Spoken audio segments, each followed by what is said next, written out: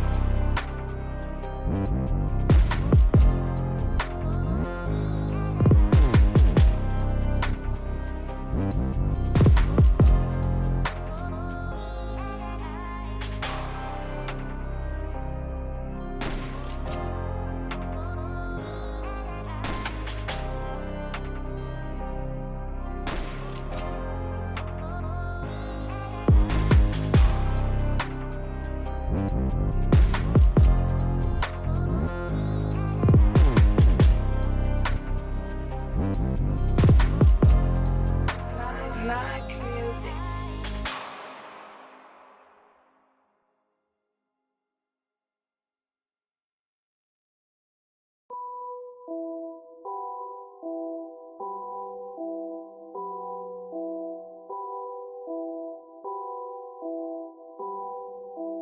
Who else but Nicki Mons?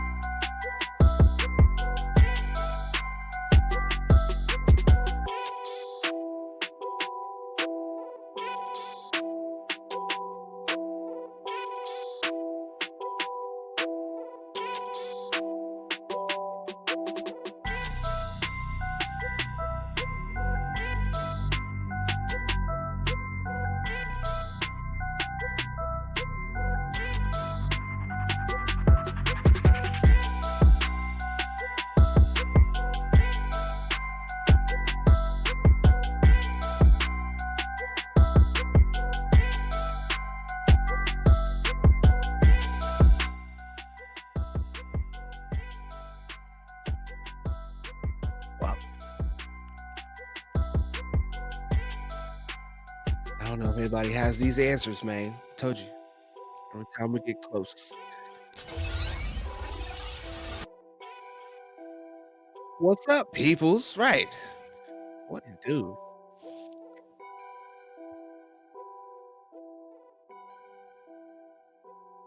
So let's get it popping.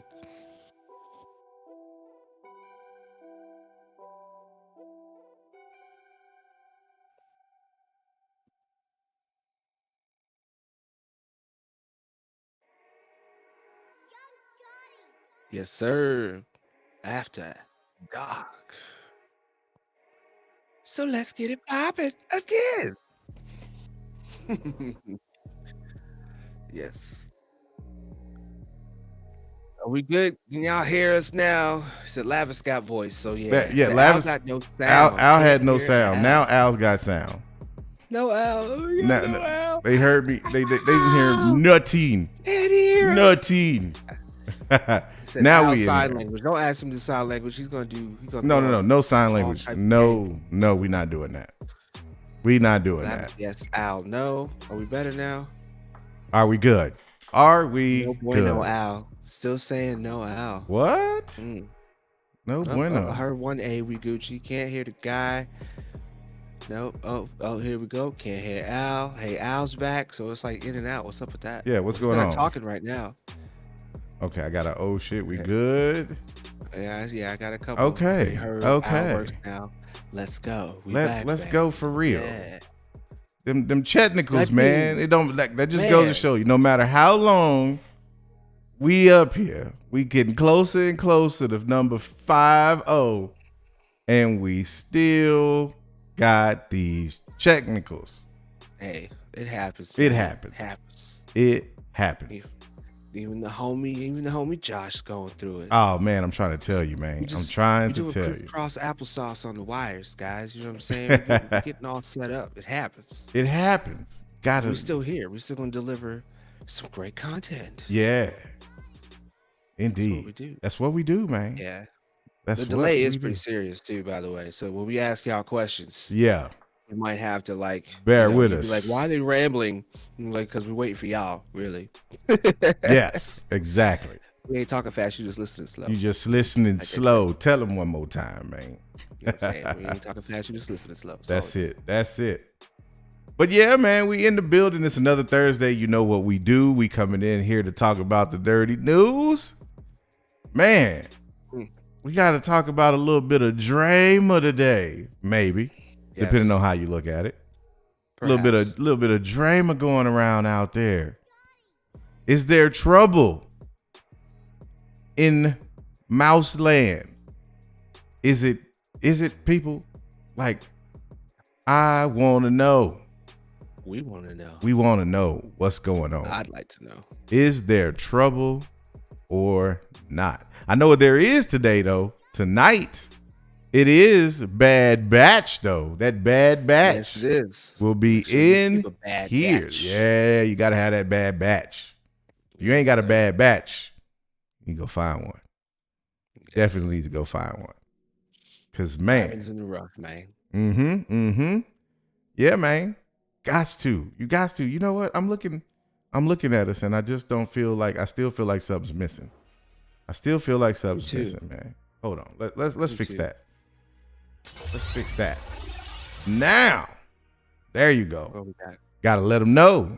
Oh yeah. Gotta let them know. Den of Nerds Live. How we Yes, gonna do the sir. show and not let the people Damn. know, man? We got to let the people know. Look at that. Now we in Right there. business. Now we in business. Yes, sir. But yeah, man, who's hyped for that Bad Batch tonight? Let me see. Let me see the sabers, whatever color you like. In the chat, I'll Yes. probably see them in about 30 seconds because, you know, them delays be serious right now, man. Serious. Saying. But yeah, Out let's here get in these them. streets. Let's get them sabers in the chat. If you ready for that Yeah. Bad Batch, which we definitely gonna get into later. Definitely, Yeah, actually, definitely I really gonna like get this into last later. one. Yeah, it was dope, man. It was dope. We Yeah. gonna definitely get into it though. We gonna get into it for sure. But you know, I feel like we gotta. I feel like we might have an urgent communique, something to something. Oh yeah, I something remember to that came through. discuss, Yes, You that's know? kind of very important. Yeah, I think it is fairly important, and I think we need to get into it, man. Like before Yeah, we even we need do, you.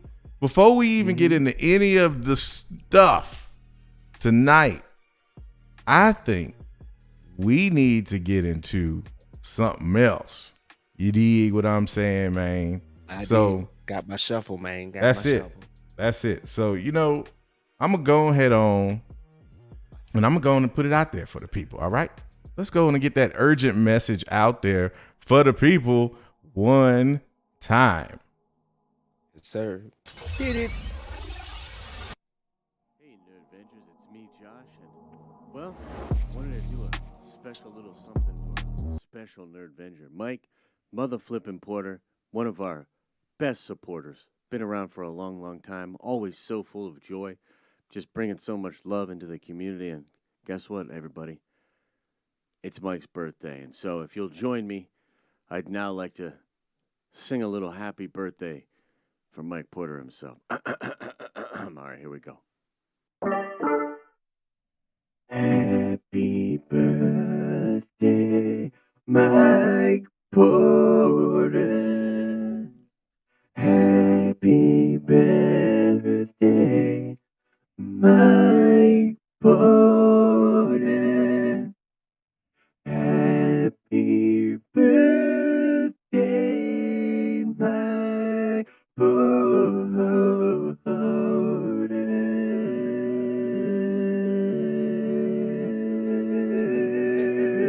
Porter. Happy birthday, Mike Mother Flippin' Porter.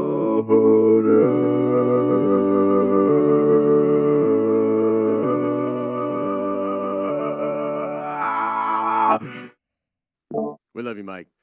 Know you've been going through some stuff lately, man. We're here for you. We love you. Happy birthday. From me, from all the EPs, from all the Nerd Ventures. Happy birthday. Hey, Nerd. Yeah. Yes, sir. Yes, That- indeed. Yes. Yes, indeed. Whew. The homie coming through with the pipes. I ain't know Josh had it like that, man. I know. Look, No, I he's like, I got no. My man over here, like, I got no words. I don't even know what to say. Don't even know. What Man. To say. But for real though, man, like straight up, happy birthday to one Yes. Mike Mike. Mother Flippin' Porter. Sir Glass Glass. half full Half full.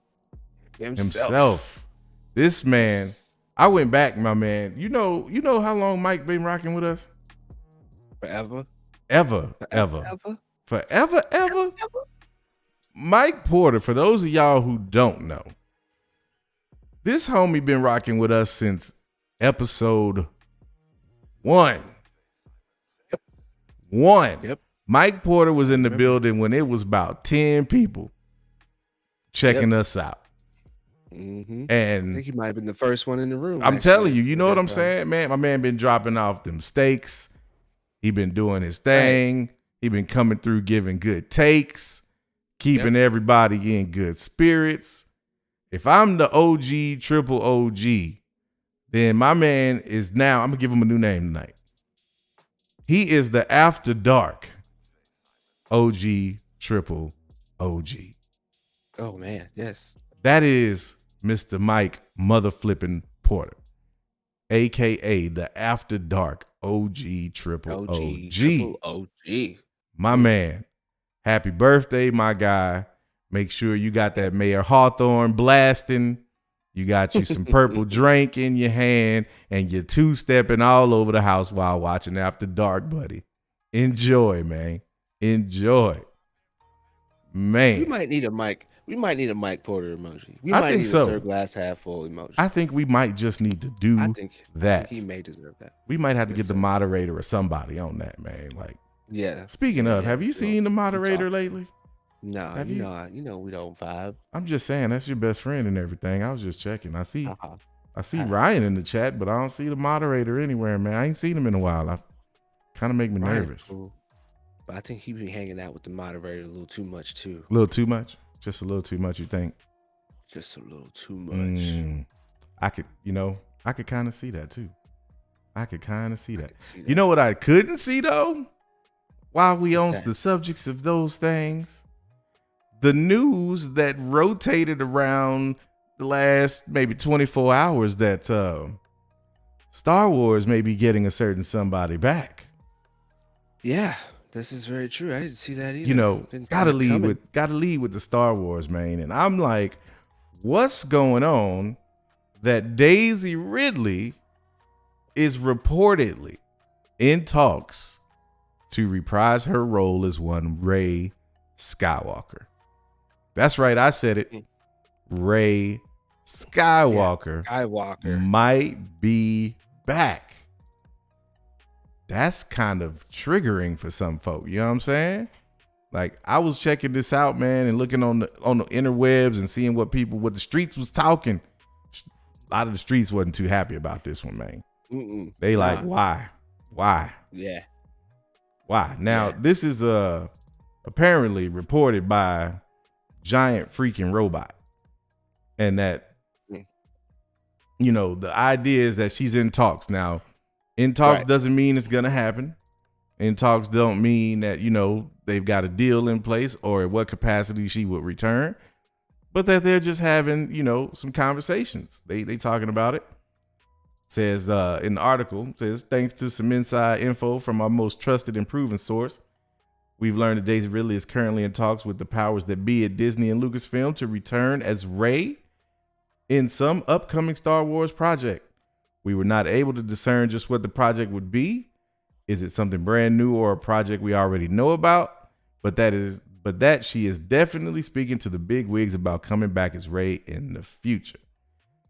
So I don't know, man. Like, for me, I don't necessarily think this is too bad of a thing, man. I mean, I feel like if they are coming, if they gonna do, as long as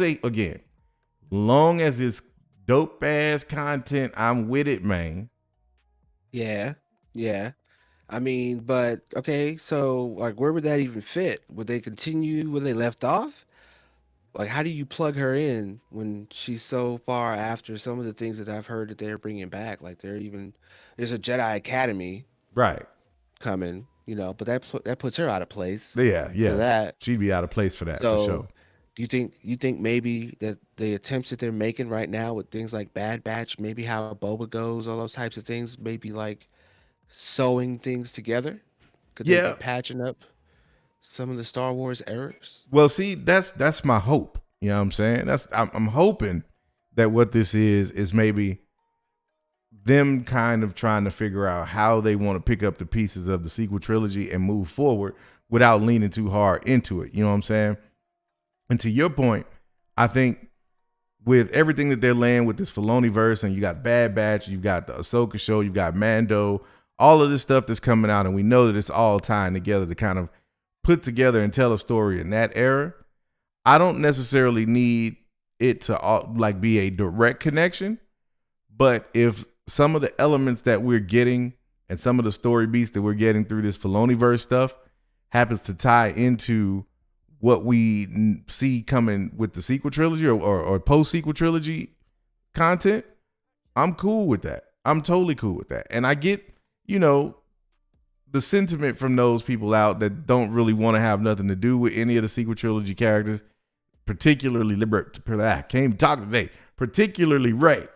And how, you know, people, you know, I saw the homie Kavai in the chat said, and hell no for 500.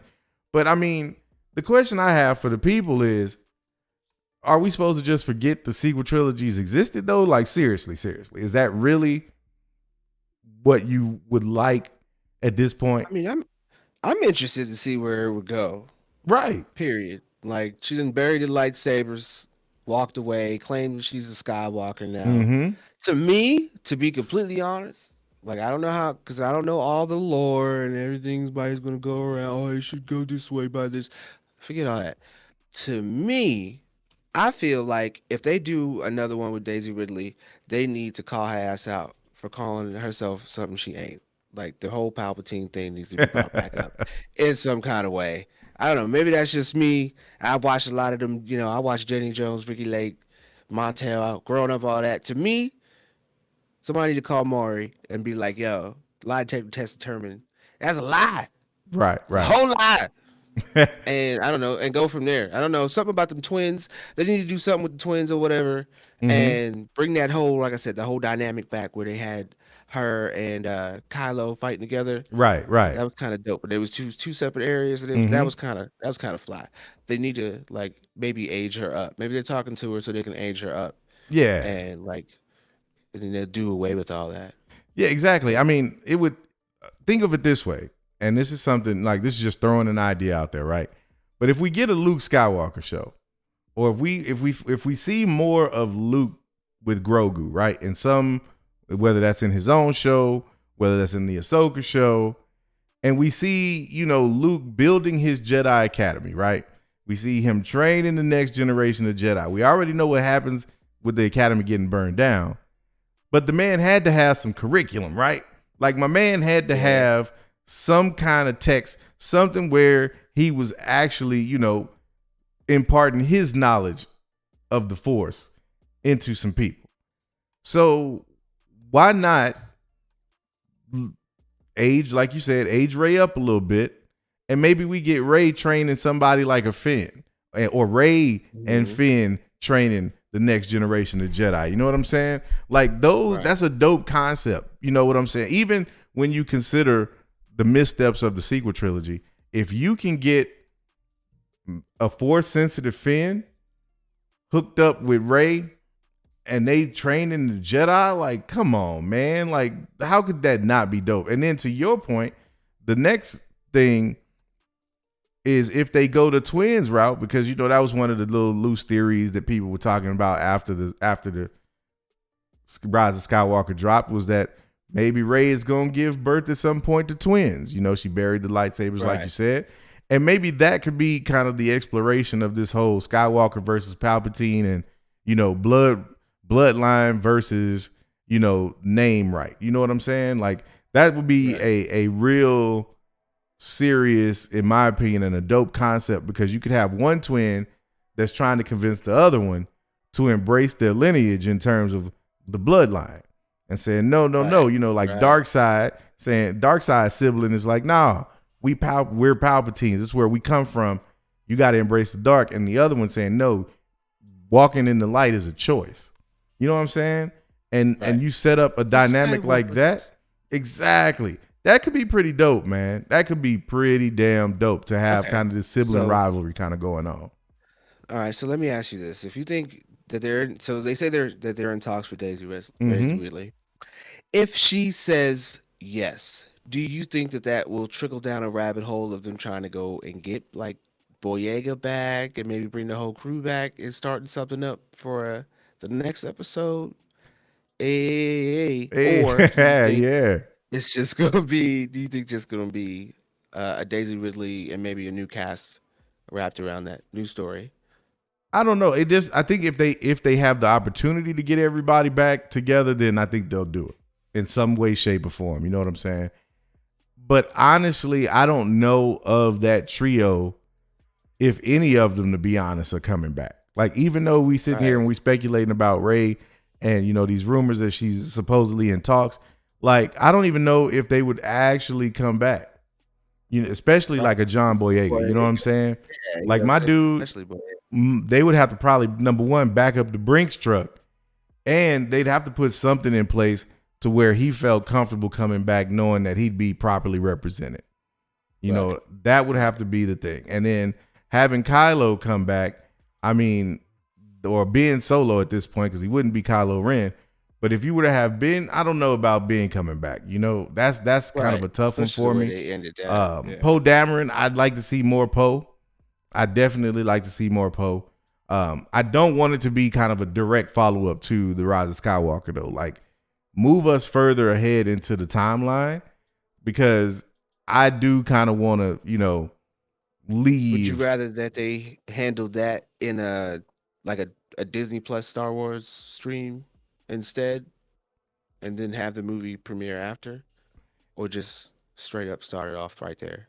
I mean, I would rather see them first, their first return be on the silver screen.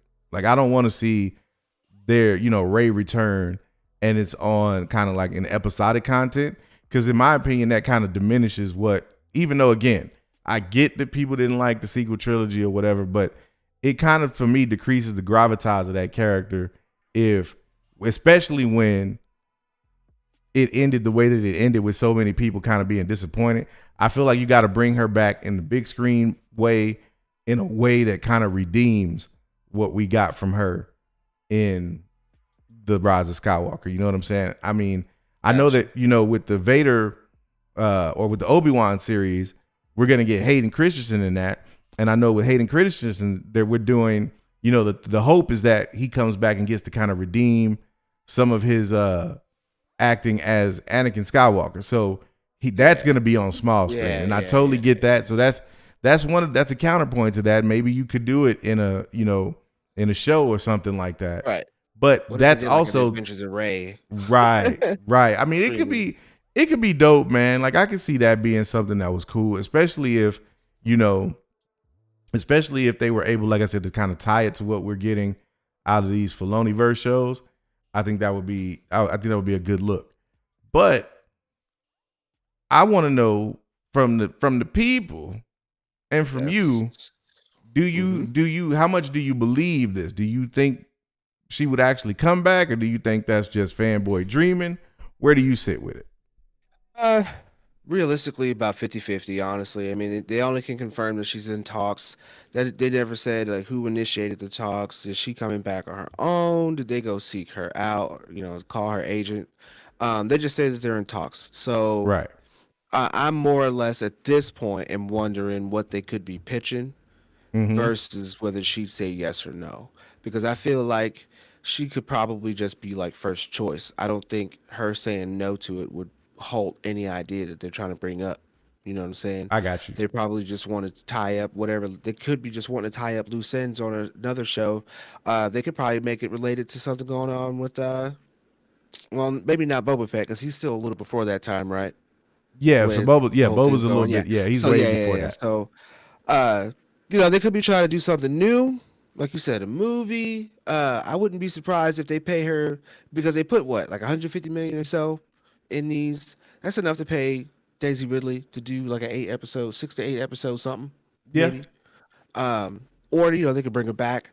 But like I said, right now the news is maybe Daisy Ridley's in talks. But if it turns out they're trying to get other people, like I skip on his name right now, but the dude who's playing Moon Knight, he was the pilot or whatever. Mm-hmm. Yeah. So see now your forgetfulness then bled over to me. It's because contagious. It's contagious. Because I'm sitting there and I'm how I like, did that? oh man, what is dude's name again?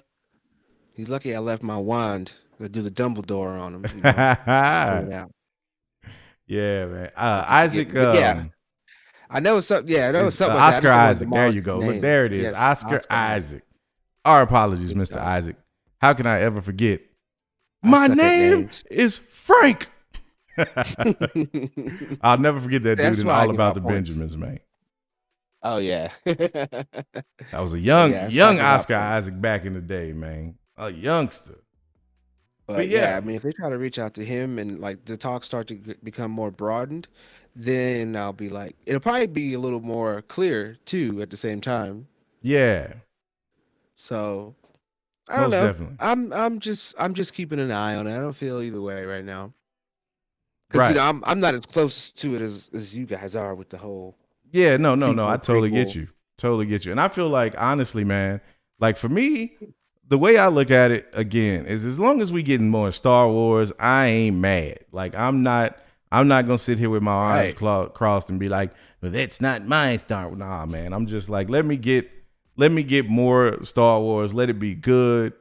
Let it not be, especially with, I would like to see that. I would, and this is something I was thinking about. Trying to go on a little bit of a tangent. I actually would love to see the sequel trilogy be redeemed somehow. Not for the sake that I liked it like that, but just because of the fact that I'm a Star Wars fan. You know what I'm saying? Like I would like to see it redeemed on certain levels. Like I don't want them to come back and try to make or legitimize Ryan Johnson's choices by any stretch. But if you want to kind of retcon what we got and put it into a way that, we as fans can digest at least, I'm with that, because then that again solidifies Star Wars and will put it in a place where we'd be able to enjoy it again, like completely. You know what I'm saying? Like that, I'm cool with. Like I want to see that. So for me, I mean, do I think it's realistic right now? No, I would. You said 50-50. I'm more 60-40, with 60 being no, because I just don't. I just don't know right now if right now is the time for it. I think I think they should focus more on what Filoni and Favreau are building over there first, and then once you get that solidified and you kind of get people back on the bandwagon again, then we can go and start talking about bringing back. So here's a question then. Since What you got? Bring them up. How would you feel if the talks in Disney involved Filoni and Favreau? Well, if they and they're trying to talk to her. Well, okay. So now you want to take me somewhere. Yes. Let's do this. Let's hit him with the sauce. I'm gonna hit him with the sauce, because if you ain't got the sauce, then that's your loss. Tell him, son. Yes. But no, I want the people to just take my hand for a second, as the homie Josh would say, and let's go to speculation town a little bit. Because what if we got, in some way, shape, or form, Rey in the world between worlds? And maybe you bring it back, and not saying she comes back through and she's in, bringing her from the future to the past, nothing crazy like that. But just maybe a little scene, maybe a little Easter egg or something like that, where Ahsoka's maybe in there and we find out, that she's got some connection to that and the Mortis gods and all of that.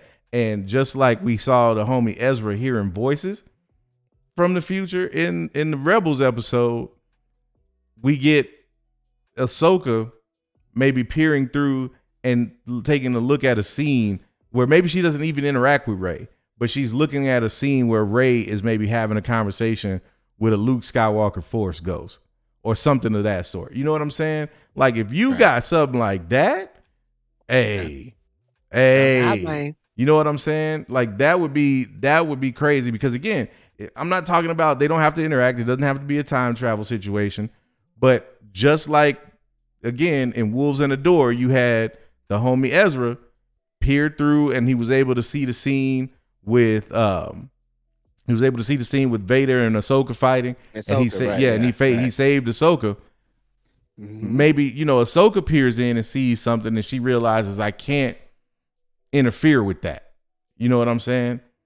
And I see Felicity saying that would make things worse. Man, I feel you. I see where you're going, but I respectfully disagree, my lady main compadre. Like I like connective tissue. I'm sorry. What else can I say? I just do. That's what I want to see. I want Star Wars to be a tapestry where everything kind of is interwoven and leads into each other, into each other in all kind of ways. You know what I'm saying? That's why I was so hyped about the idea of the homie White Suge being involved with Star Wars, because I was like, man, you get White Suge with that creative genius in Star Wars, and he would find a way for show to make it work. But then entertainment. Well, go ahead. Ask the question. Okay, so you think that Feige is going to have a movie that's going to make a difference in Star Wars?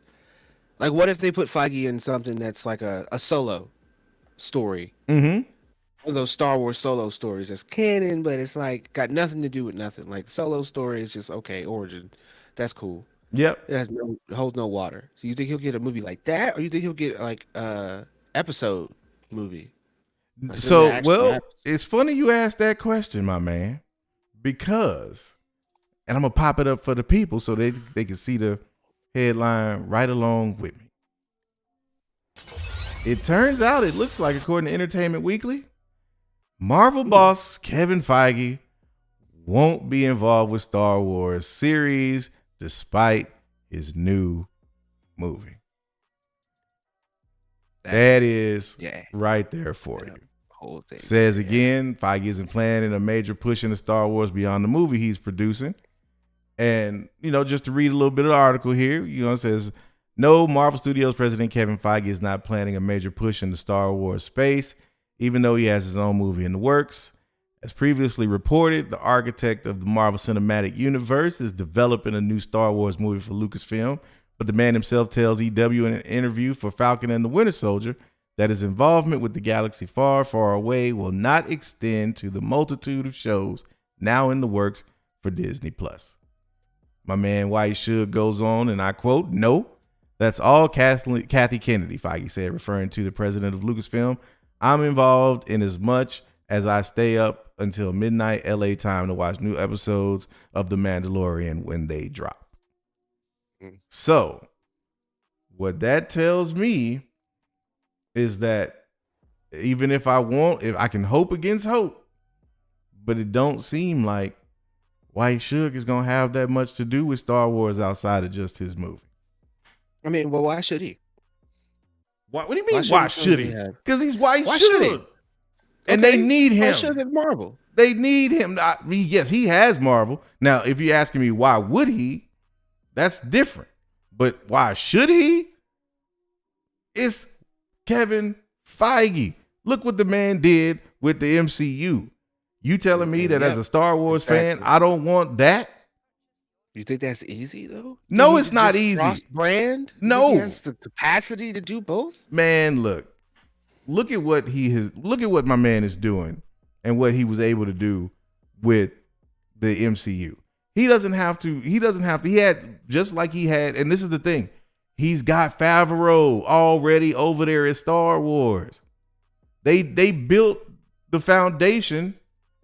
They built the foundation for the MCU with Iron Man. They did that. So they already have the blueprint. They can take that and they don't have to carbon copy, what the MCU did, but you can set up a situation where you've already got Favreau and Filoni doing their thing. Kevin Feige, all he would have to do is come in and guide the vision for the movies going forward for, let's say, the next 5-10 years. I don't want him to come over and take over for permanently, but if you can come back, think of it like he a contractor, a consultant. He come in, show him how to lay it down, how to put it all together. And then once you have it rolling, you either hand the keys to Filoni or you find somebody else that can come in and kind of spearhead the movie side of it. And you let Filoni run the episodic stuff on Disney Plus, and Star Wars is rolling. I think two things. I think one, it's probably easier for Feige, White Suge, to meet with Pac and Snoop and just have lunch and eat with them. Pac and Snoop being Favreau and Filoni, and he just eats with them and just gives them that knowledge, and then they run back and they do that in Star Wars, and they get all the credit, I feel he was that. doing back in the day with Marvel. Remember, I feel that. back in the day with Spider-Man movies. Yeah, And we didn't know it was Feige back then, but it was totally Feige. no doubt. And then the second thing I think is they need to probably offer George Lucas like $4 billion more and be like, "Yo, come on back and fix this." Yeah, but we broke it. We broke it. Did it? I don't think they're gonna bring Lucas back, man. Like they won't. as much as that, I think that might be cool. Like, do we really want George Lucas back like that? I mean, the man. I love the prequel trilogy, but let's not act like it was riveting content when it came to that acting, man. That dialogue was shaky at best at points. Well, let me get new actors. He was writing. He was writing and directing. It wasn't that he had bad actors. He had Natalie Portman and Hayden Christensen. They ain't terrible. He had Samuel L. Jackson. They're not terrible. The writing was terrible. The dialogue needed some work. That's all that was. So you just got to bring somebody in that can mold that, like just craft that a little bit. Just make it look a little bit more crispy. And then you'd have something. Then you might have something. But that's it don't seem like it's gonna happen though. You know what I'm saying? You read the article and it seems like Feige is doing, is like, I'm doing my own. Now here's my question though, and this is my question: is Feige's non-involvement with Star Wars Feige's choice? Or is that the mouse saying, no, you focus on Marvel? What you think? I think that you could probably be about 85% correct on that. I would say the mouse would be like, nah, you stay over there for right now, and you stay over there for right now, because they got some things going on the upper levels that maybe they need to consort and Mm-hmm. get that shit figured out first Yeah. before they're like, okay, now y'all can do whatever y'all want. Yeah, I don't think they Right. got that capacity right now. So that's what I was asking. You know what I'm saying? Because with all that stuff going on, Mm-hmm. why would Mm-hmm. you want to try to cross brand anything right now? It's shaky at best. I would just kind of do like they did with the whole Sony Disney deal in the first place. You make things that are loosely connected, and then Mm-hmm. when you know that you can get the right elements together to connect the two, then you connect the dots. You Right. know? And then you heard then that they like to pop, and then when they put Star Wars together, you be living la vida loca. This is true. This is true. It's like a truck. Truck. What? Star Wars like what? Truck. See what I did Yeah. there? All night long. Anyway. Man. Anyways. Because I was really like, okay, is this a thing? Is this a thing? But but nah, man, it's like, I think the Star Wars fanboy in me just sees what the possibility of a white Suge being involved with Star Wars could mean. I will be honest, I'm not thinking about logistics. I'm not thinking about what the man has on his plate. I'm thinking about the awesomeness that could come out of white Suge being involved with Star Wars on a more permanent basis. Just that part. But again, it doesn't seem like either he or the powers that be, they like, nah, bro, you focus on MCU and that's it. That's it. So, I mean, they're working it out, man. They got a whole slate of shows coming. Yes, that they do. Yeah, that they do. And I mean, Bad Batch is, again, it seems like it's another banger. Like the shows, you said the second episode for you slapped. So, and you're swarming. Yeah, so that, and we're going to definitely get into that here a little bit later. But yeah, man, like you're into it. I think, there was the whole thing with May the 4th and people feeling, including myself, feeling a little bit let down. Like we could have got a little bit more. And I just feel, say that again. I didn't feel that way. I know you didn't. Yeah, I know you didn't, because you were happy with just getting Bad Batch. I mean, I'm just saying that the types of stuff that they're putting in the story, you got 15 episodes of 30 minutes. I think that's they're at least rapping. Oh yeah. You know what I'm saying? Well, yeah. So, but I'm just talking about May the 4th period. Like at least you could have had some kind of nugget to give. Like, okay, here's the thing. I'll tell you. Perfect example. Okay. Perfect example. We get the news this week that they're bumping Star Wars Celebration next year up to May. Right? Why not have announced that on May 4th? Why not let people know? You know what I'm saying? Like that just to me seems like a mismanagement issue from a publicity. They dropped the ball and it was like, oh, we forgot. I don't think they forgot. I just don't think they thought about the fact that like people want some kind of a nugget on May the 4th. Like Star Wars fans, and this isn't just us dreaming this out the sky. This is a precedent that they've set. We understand last year with the Pandy, it really wasn't much they could do. But up to prior to that point, May the 4th was a thing. And it still is, but I'm saying there was news. There was announcements. There was stuff to get people hyped. And then, here we are coming back to a place where, we all coming up out of the caves and we like, yeah, let's get ready. And it's like, oh, well, we've got Bad Batch. Y'all good. But who did that though? Who made May the 4th the thing? The people made May the 4th a thing. Oh, so the people, and like they Disney, leaned into it. Disney did lean into it. Yeah, Disney's. Disney leaned. Okay, so the fans make May the 4th. May the 4th be with you ends up being this fan holiday or whatever. Disney's gonna lean into that shit because they trying to get paid. That's t-shirts, that's merchandise, that's all kind of stuff. Disney know what they doing. They want to take advantage of that. I saw Disney posting, May the 4th, stuff on IG and on social. They right there with it. So if that's the case and you trying to take advantage of it, then why not do it right? You know what I'm saying? But and like Kimberly M says, shout out to Kimberly in the chat. It was just about merch. That's all that they really. It was like, oh, it's May the 4th. Here's some stuff for you to buy. But it's like, nah, man. Like you can't just. To me, it's like I feel like Star Wars, on some respects, gets lazy because they know they're Star Wars, and it's like they rest on the fact that it's Star Wars. People are going to come and see it and participate and do it. And it's like, yeah, but eventually, like that generation is gone. Like we the old heads now.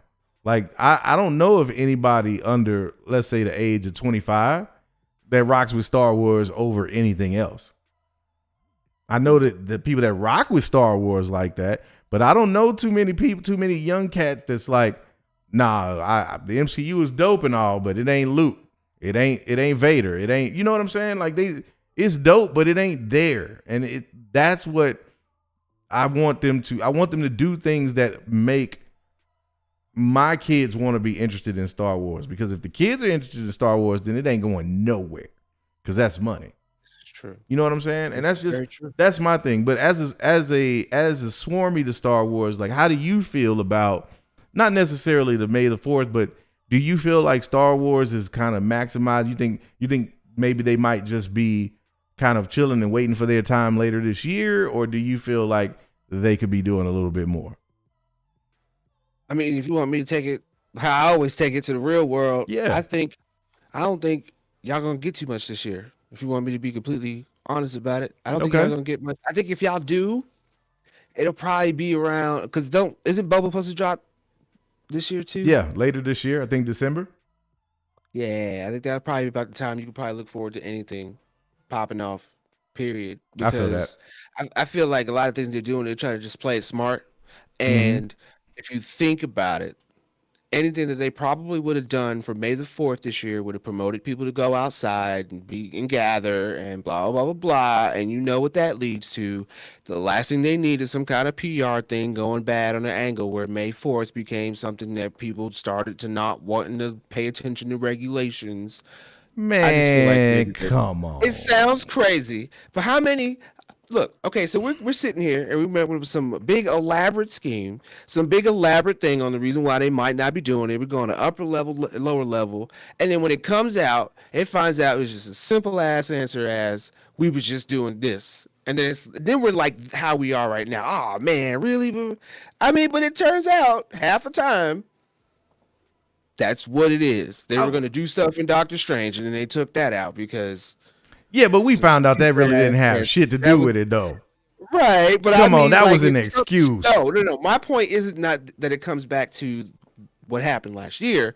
My point is it always comes down to some stupid, simple ass answer. That's what I'm saying. No, I agree with you 100% on that. And I think the simple, stupid ass answer for this one was, oh damn, we didn't even think about just announcing the celebration change on May 4th. We didn't think people would give a damn like that. Right. News flash. Star Wars fanatics give a damn. Just saying. Like, that's the thing. I don't expect normies and swarmies to really give a shit like that. Like, that's the whole point of being, a super fan is just like, we want it all. And I get it. Yes, it is an unrealistic ask. Like, it's not realistic for me to sit here and think that every single year Star Wars is going to just pop off on May the 4th and like, give me some reason to fall in love with it all over again. You know what I'm saying? No. But as a super fan like that, like I'm going to hold them to that standard because I want Star Wars to continue to be what it's been. I would say up until maybe The Last Jedi is when it really kind of nosedived a little bit. But I think that's all I'm saying is that I just want to see it get back to that. And I want to see, it's disappointing that, Feige's not going to be, reportedly won't be as involved, but that doesn't, I haven't lost all hope for it for just because of that reason. But there is, it's like the mouse has got some real interesting stuff going on at the castle. Because you got you got the Feige news, which makes you kind of wonder, well, whose choice is that? Is that Feige's choice, or is that, the mouse being like, nah, bro, it's not going down like that. But it's interesting when you look at it and you take a look at the big picture, because another thing that we heard about, and I'm gonna bring this one up for the peoples too, Go ahead, man. is that apparently Marvel Studios Disney Plus shows don't use showrunners. And some people feel some type of way about that. Now, to explain, in this article here on Variety, which, by the way, Variety was shooting some real slugs at Disney this week. Like, they was going, they was throwing, and I don't even want to say it was shade, because it wasn't even shade. It was like they just was hitting them with that reel this week. And this is one of the articles that really had me kind of intrigued, because, the idea says, and I'll start off and just read. I want to go through this article a little bit. It says, back when giant crowds could gather in convention halls, Marvel Studios president Kevin Feige stood on the stage of the D23 Expo in Anaheim in 2019 to present Marvel's inaugural slate of television series for Disney Plus, including Falcon the Winter Soldier. Before inviting stars Anthony Mackie and Sebastian Stan onto the stage, Feige introduced the show's core creative team. And I quote, "I would love you to meet our head writer, Malcolm Spellman, and our director, Kerry Skoglund," Feige said. It was a subtle moment, easy to miss amid the spotlights and propulsive music, but Feige's use of the title head writer for Spellman rather than showrunner or creator wasn't just a cosmetic affectation. It represents a real and meaningful difference in how Marvel Studios is approaching the leadership structure that TV has traditionally used for decades, in which one or occasionally two writer-executive producers quite literally run the show. Goes on to say, as Skoglund puts it in an interview following Falcon and the Winter Soldier finale, Marvel is using the features model. Effectively, the studio is making its TV shows as if they were roughly 6-hour movies, applying the same production methodology as used for the 23 unprecedentedly successful interconnected feature films that comprise the Marvel Cinematic Universe. That means empowering directors to lead a lot of creative decision-making in collaboration with a small cadre of hands-on Marvel creative executives who are with the project from the beginning and report up to Feige. So essentially, this is kind of what we thought, right? This is what we knew already, that these shows were going to be under the umbrella of the MCU, which meant that Feige was going to still have kind of the ultimate say in how this all goes down. So that's like, that's nothing new. We kind of knew that. But what it's causing apparently is a little bit of friction when it comes to showrunners, big name showrunners being involved with some of these MCU shows. So I'll go on a little bit further in the article because I think this is really interesting shit. It says it's a nuance, but it's one that I think is being embraced more and more because the job, honestly, in these big epic miniseries or shows is too big, says Skoglund, who's also an executive producer. I was in the writer's room so that I could really absorb what was being said and be part of the process by floating ideas. As we were going through production, we would workshop scenes and then ask for rewrites on things. So Malcolm Spellman was still very much a part of the whole process, but it's a slightly different mechanical way it comes down. Honestly, it's very effective and efficient because it's just too much work for any one person. A spokesman for Disney declined to comment on the story, but privately, insiders say this should not be a surprising development. Marvel Studios has always operated differently, transforming franchise filmmaking into essentially a massive ongoing TV show, just one that audiences watch in theaters. Why would Feige and his team change the most successful storytelling framework in Hollywood history now that they are actually making TV? For writers outside the company, however, Marvel's decision to diminish the wide creative autonomy showrunners have traditionally wielded in TV, with directors and executives not just calling for more shows within the production, but also sitting in the writer's room and requesting rewrites, touches a particularly raw nerve. And then you get this quote. Says, at some point, it'll bite them in the ass when it comes to recruiting top shelf writer talent, says a writer of elevated TV genre.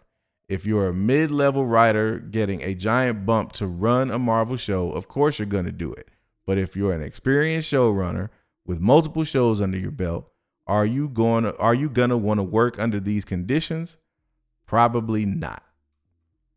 So there's the juice, in my opinion. Or better yet, my question is there juice? Or is this just a bunch of bullshit? What you think, man? What you think? I mean, okay, so honestly, what I get out of this is they don't want to have an executive producer or even the title of a producer on that type of setting because they just plainly wouldn't have the time and they wouldn't view it as important because they have other titles underneath their belt. So it just the conditions in which Marvel creates just doesn't really support having an executive producer. However, at the same time, with us calling White Suge what it is, this just means that again, he's the executive producer. He just has a team of writers. They all write the things they get. This reminds me of that interview that you had me listen to with Michael Spellman. There's certain things that they would like to put in, but they learn that they can't because there might be something that's going on in the future or whatever. So then they have to kind of navigate around that and rewrite the story. So you would want a team of people who are able to do that and then give you a piece, an element, and then bring that back for you to look at and be like, okay, yes, from everything that I told you, this is what I wanted. And now I can move forward and improve this in whatever ways and blah, blah, blah, blah. Right. So honestly, I think this article kind of makes it want to paint the picture that Marvel is like difficult to work with and maybe that their structure is something that it could create kind of malice behind the scenes. But in all retrospect, all thing they're really saying is you won't ever see a big name like a J.J. Abrams or a Greg Berlanti or something like that writing any of these stories when he can get 5 to 7 or however many he needs of mediocre writers and put them together and make one giant head, you know what I'm saying, that's good enough to give you that J.J. Abrams thing. So to me, I don't really feel like it's a huge deal, but I'm pretty sure you probably have something very different to throw on the table. Not necessarily, but here's my take. The way I look at it is, number one, the article, like you said, is telling us what we already knew. That Feige is the HNIC, the head nerd venger in charge. Exactly. He calls the plays, he makes the substitutions, he calls the audibles. We know this. We already knew this was the situation, particularly with the MCU and the movies. And why would they make a change going into episodic television? Like, there's no point. There's no, Feige's not going to all of a sudden say, okay, we're going to start doing shows now, but I'm going to let these showrunners go ahead and run the show. No, man, that's what this change is. It's just so that they can make sure that everybody knows who has the final say. It's that simple when it comes to that part. Now, in terms of them, this might be a reason for, big name showrunners might not want to necessarily fool with the MCU like that. To that, I would be like, well, has that affected the movies at all? Because they've been able to get, the Russos to direct those movies. They got Ryan Coogler to do Black Panther. So, and those movies came out dope. Ant-Man, was pretty dope. I can't think of who directed that, but they got James Gunn. James Gunn was able to work. Now I know he had a little bit of a falling out, left for a little bit, came back. But you know what I'm saying? Like they work it out. The MCU finds a way to work it out.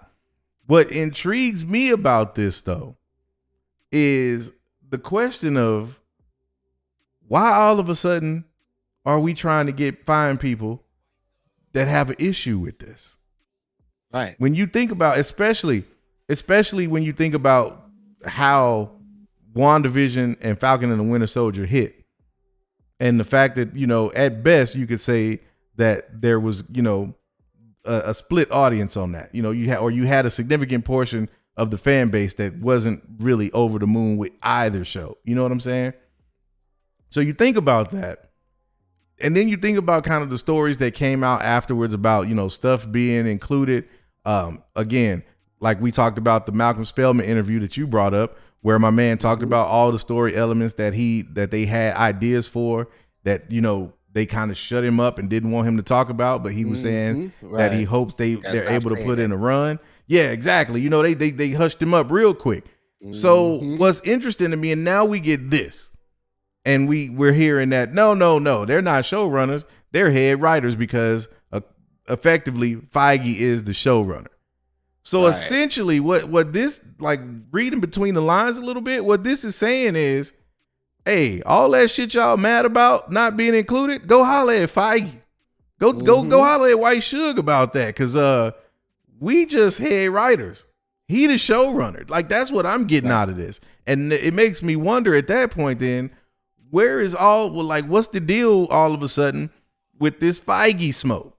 You know what I'm saying? And it might not seem like it's a big deal, but again, when you look at the pedestal that the MCU has been on for the last like 10 years, and now they have Falcon and the Winter Soldier not necessarily hit the mark the way they wanted. They had WandaVision not necessarily hit the mark. And now it seems like when you look at this, and I know it's loosely connected, but when you look at the story about Feige not really being that involved in Star Wars, like, it seems to me like there's some spotlight being put on White Suge right now. And it seems real interesting because, you know, we call him White Suge, but in that Death Row analogy, my man's starting to kind of feel like Dr. Dre a little bit.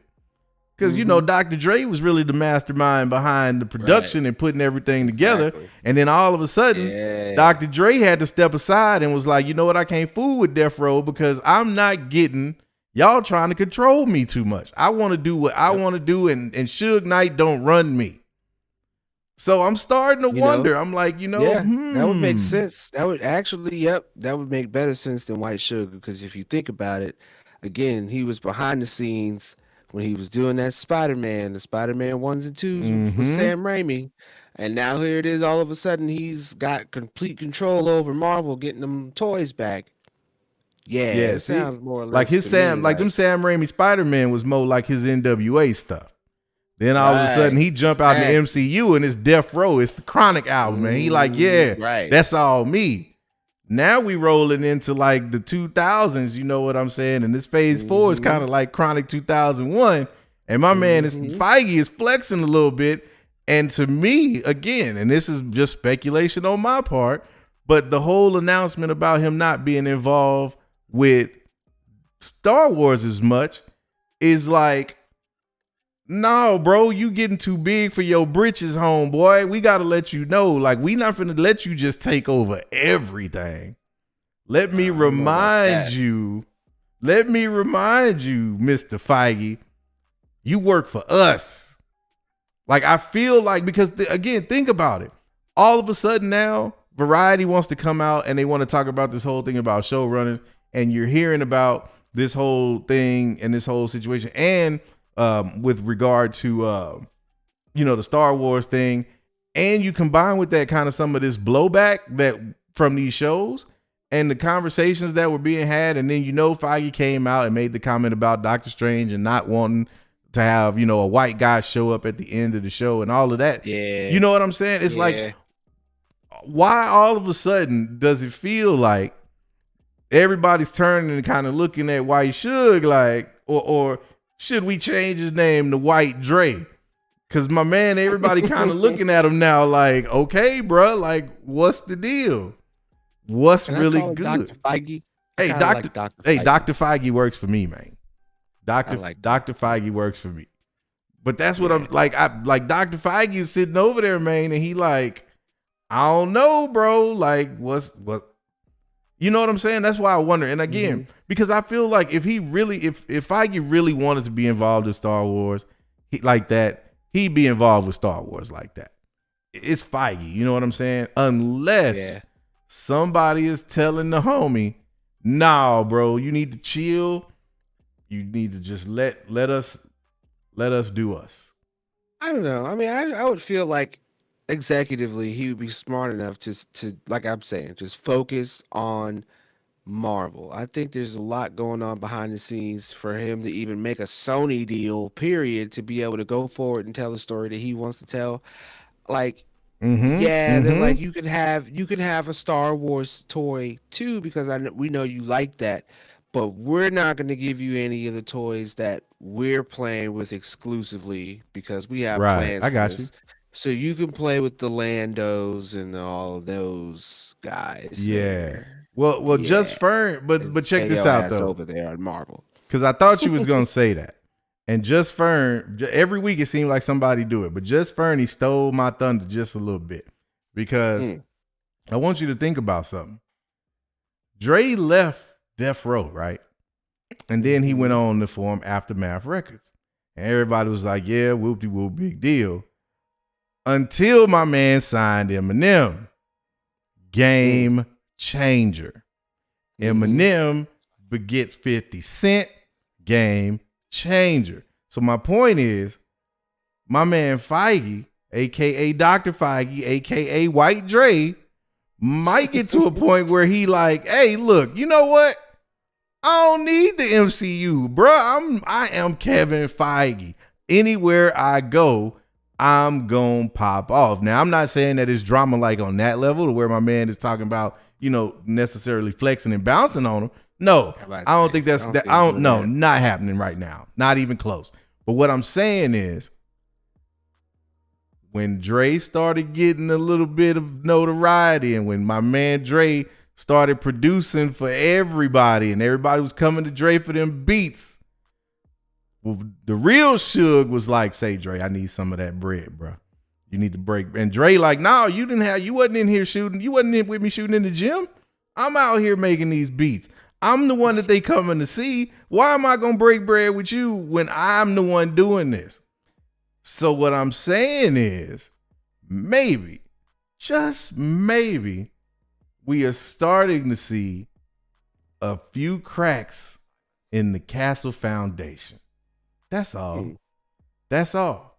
It seems to me like what's going on is that there's some like juggling of egos maybe a little bit, and that like it's resulting in some of this stuff that's starting to come out, because it just, to me, it's just odd that all of a sudden now again, and here's another point. I want to bring the article back up one more again because I want to bring this up right now to help cement this point a little bit.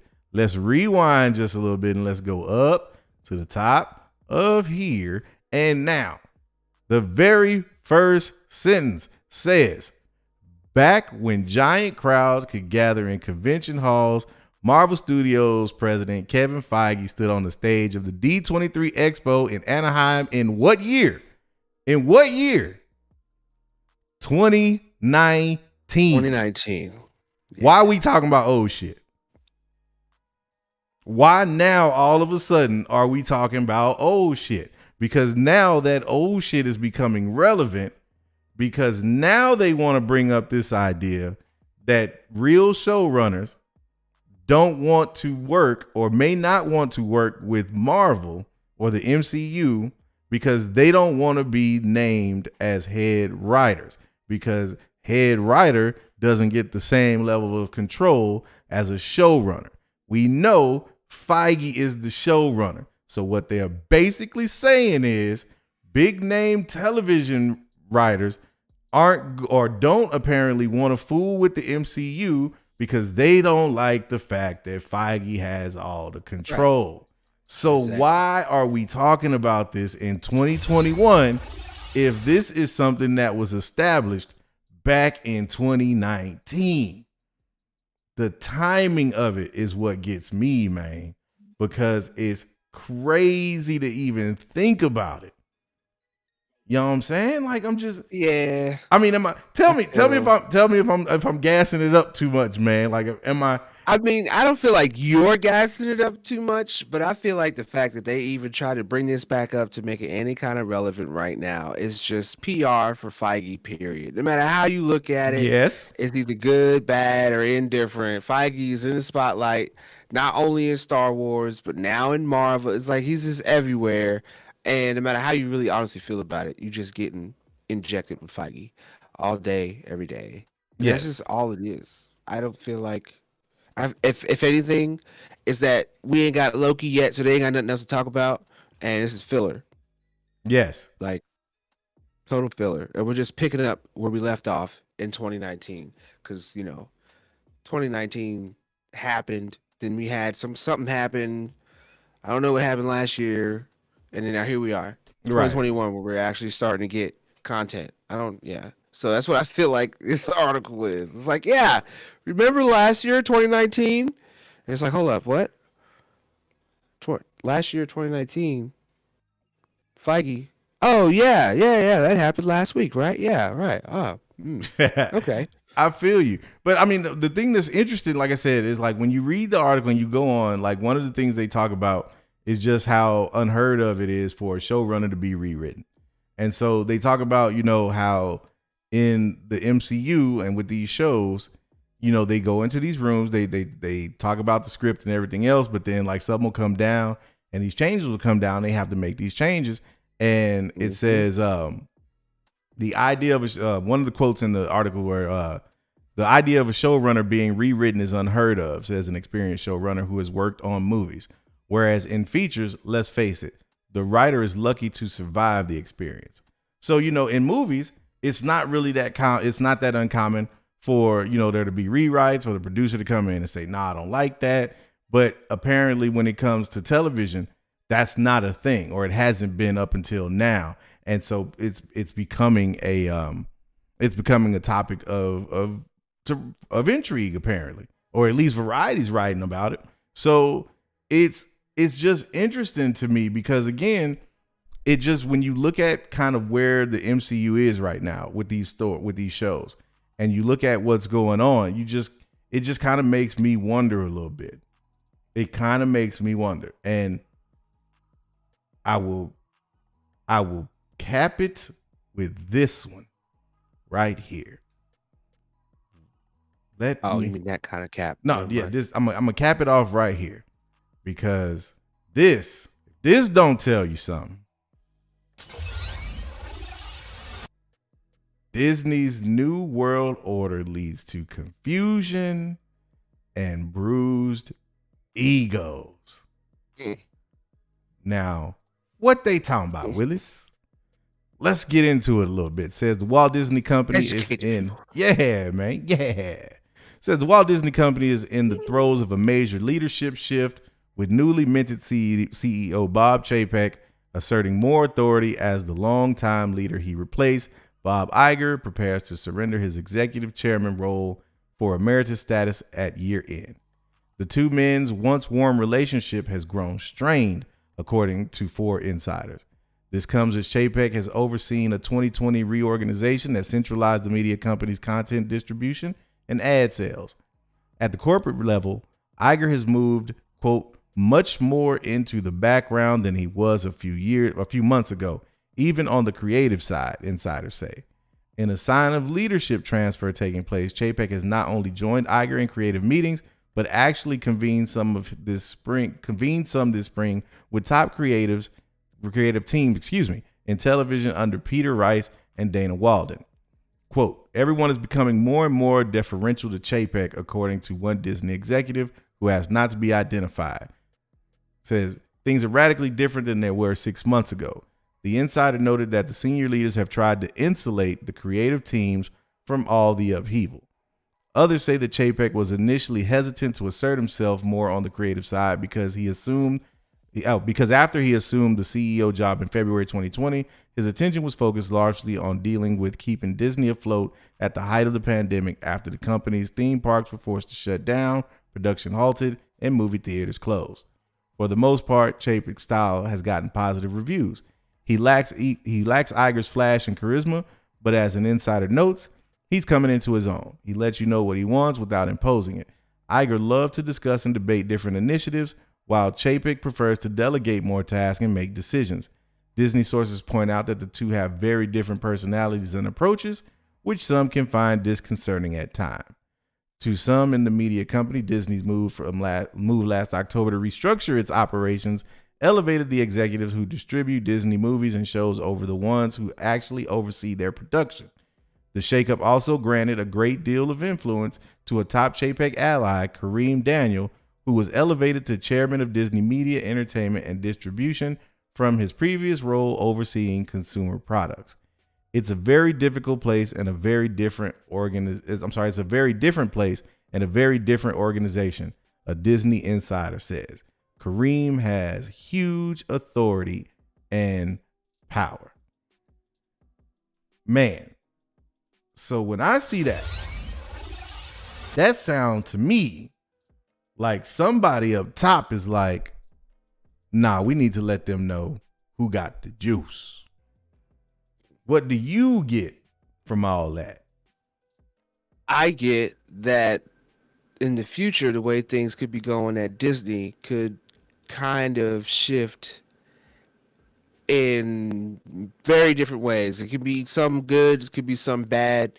It sounds like the whole structure, starting from the top, is probably going to wind up being different, going all the way back down. And like some of these names that we could be hearing could be in a different kind of light, could be looked at a different kind of light toward the future. So like, Chapek, they said, he likes to actually delegate instead of actually sit and talk, right, and have different perspectives. So to me, that means maybe what you're saying about this whole thing with Star Wars and everything could be flipped on his head in the future. It could be he just looks at it as Marvel's doing so good and Kevin Feige knows what he's doing, that he could delegate Feige to just go ahead and take over Star Wars. And some of these changes that we're maybe talking about before in the past and letting everybody be able to put in their creative juices may change because Chapek is just going to look at it a certain different way and be like, yeah, I mean, whatever your opinion is, you keep it. I see this is what's making us money and this is what is going to happen. And when Iger actually steps down, is not in it no more, it could, be more of a dictatorship than it has, lately it seems like it's been more of a democracy. So, like I said, they're up and down. It's kind of discerning at times. You know what I'm saying? So yeah. Well, that's exactly. But that's what I'm saying, man. That's what I'm saying. It's like when I look at this and I'm reading it, and again, that was another article from Variety. So for whatever reason, Variety has no problem airing this out. You know what I'm saying? Like they out here like spilling all the tea. And the interesting thing about it is, again, when you look at, they said, Iger's relationship and kind of, whenever you have, and I've seen this, when I'm nerve engine out there in them streets, I see this, even in my industry, when you talk about like transitions in the C-suite of companies, you know what I'm saying? There's always the team of people that are like pro the old regime, and then the people that are like pro new regime and, jump on that bandwagon. And that transition is always kind of iffy because there's that little power struggle. You know what I'm saying? You got the people that are kind of riding out, still trying to hold on to like the way things were being done before. And then you got the new squad coming in and they like hell bent on trying to, impose that new way of life and how they going to operate and move going into the future. So it's always kind of funny watching that transition. And I think a lot of this, when you really get down to it, is just that. I think a lot of it really is just the new change in leadership and kind of from the top down, how that's impacting everything. But the interesting part of it to me is how it seems like there's a focus or a concerted effort to make sure that Feige is very well kept in Feige's lane. You know what I'm saying? Because think about it. we were talking about, you know, the rumors about Feige taking over Star Wars, man. It was, or not necessarily taking over, but like being involved. There was some pretty heavy rumors. Like that was in rotation, you know, and Josh was talking about that for a good little minute. And the streets was talking about it the same way. But then it kind of got quiet, you know, because it, again, we all just took it to be a rumor or speculation, which it very well could have been. But now to have them come out and like expressly say, nah, Feige ain't doing nothing but that one movie, or to have Feige come out and say, nah, I ain't doing nothing but that one movie. And now that I think about it, like maybe that is Feige saying it, because maybe Feige's like, no, I'm not doing anything else until y'all come correct. Like, you know what? Marvel is my thing. But if you want to put me in this box, you want to, you know, make sure y'all got your structure right, and you want to try to treat me just as a creative, if you will, then cool. Then I'm just going to create, but don't ask me to do shit else. Like that very well could be, that could be as part of the scenario. But either way, however you slice it, it's very interesting to me when you look at where Disney is right now and some of the moves that they've made recently. You know, they came out the day before May 4th and they dropped, you know, Marvel drops the back to the movies thing, you know, and the little vignette, get everybody hyped about going back to the theaters. Then May the 4th comes around and people, Star Wars fans, a little bit down on that. And then you've got the announcement about the Loki series being bumped from Friday to Wednesday. And then you've got, you know, this talk about the showrunners and all of that going on. And then you combine that with the whole, you know, lackluster debut of the MCU episodic content in WandaVision and Falcon and the Winter Soldier. And maybe we just hitting one of those patches. Maybe it's just a rough, like, I don't even want to say a rough patch because they still killing the game. You know, Dev Row still cranking out the hits. White Suge still, you know, they still got platinum albums. They still packing the arenas. You know what I'm saying? But the foundation, man, I'm just saying, like, them little cracks, man, when they start, if they don't get addressed immediately, if you just ignore it and you brush it off, you're like, oh, it ain't that big of a deal. Next thing you know, you come outside, that crack then went all the way up the wall. Then you like, oh man, wait a minute. So that's all I'm saying. I'm just wondering. I'm like, where is this going? Is this going anywhere at all? Is this just, you know, Variety not having anything else to talk about? Like, what's the deal? I don't know. I feel like, the latter part of what you were saying. Variety not really knowing what to talk about. Maybe this might mean something for other people who are probably higher up in that hierarchy who possibly have something to do, can move in, or whatever the case. You know, maybe, you know, I'm not a big business mogul, man. I just be out in these streets, nerd venging, watching the same content that you watch. That's and to me, as long as none of that hierarchical stuff messes with the content that I'm trying to enjoy, I'm pretty content, nerd venture. That's what's But once up. you go messing with my content, once that hierarchical stuff starts coming on down and messing with the shit I like to watch, man, we got a problem. But I'm okay right now. Yeah, I'm fine. right.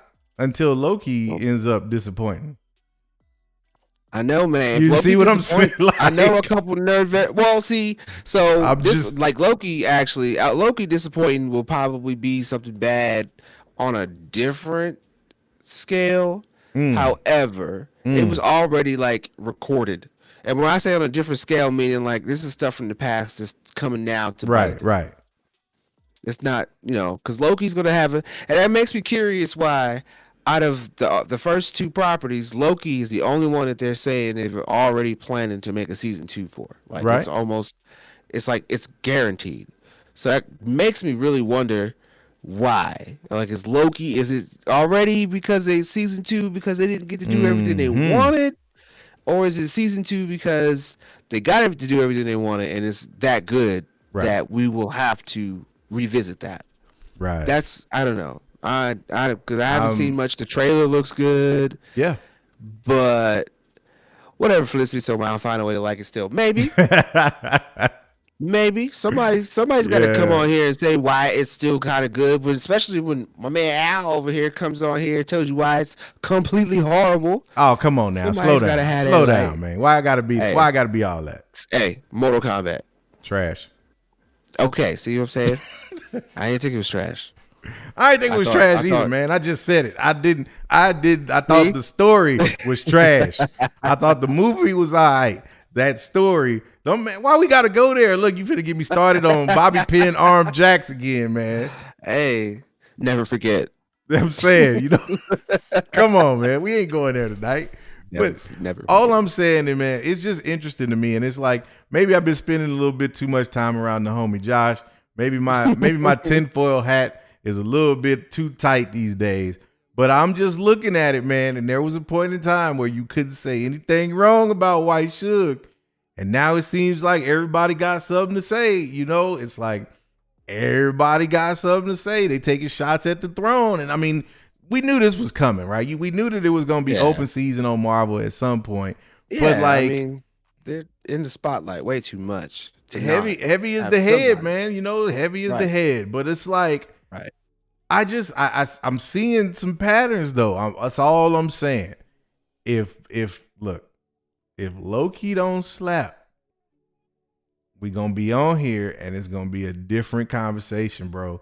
Look, all these people in all you Nerd Vengers, main gang, represent, we in here. Y'all all in the chat right now saying that we tripping. Feige ain't going nowhere. MCU own it. That's cool. But don't come back in here flipping out then if Loki don't impress. If Loki don't hit the way you want it to, then I'm gonna be like, so you still feel the same way about Feige and the MCU? You don't think there's no problems? None? Think it's good? I'm just saying, man. That's all I'm saying is like it's something to it. That's all I'm saying. Is where there is smoke, there is sativa. Exactly. Most definitely. Exactly. I'm saying. Speaking of. Exactly. Yes. Most definitely. Most definitely. It's just I'm just saying, man. It's crazy, and it's like the content will buoy any of the drama. I think as long as the content is dope, they can stay afloat. You know what I'm saying? Look, I'm on my Al Sharpton now. Look, if the content is dope, then they'll stay afloat. But look, I don't want to focus on the negative, man. I just thought this was an interesting week. When I saw that news, I was like, you know, and Josh, you know, shout out to Josh and the Nerdy News Rundown. Make sure you check that out. Josh got into it a little bit too, man. And it's just like, it makes you wonder, man, is it trouble in the castle, man? Is the mouse still in control of the house? All I'm going to say is, of course the mouse is in control of the house, but if the mouse being in control of the house brings things down, then you should hit it with the sauce. Oh, man, look, I'm going to hit him with the sauce.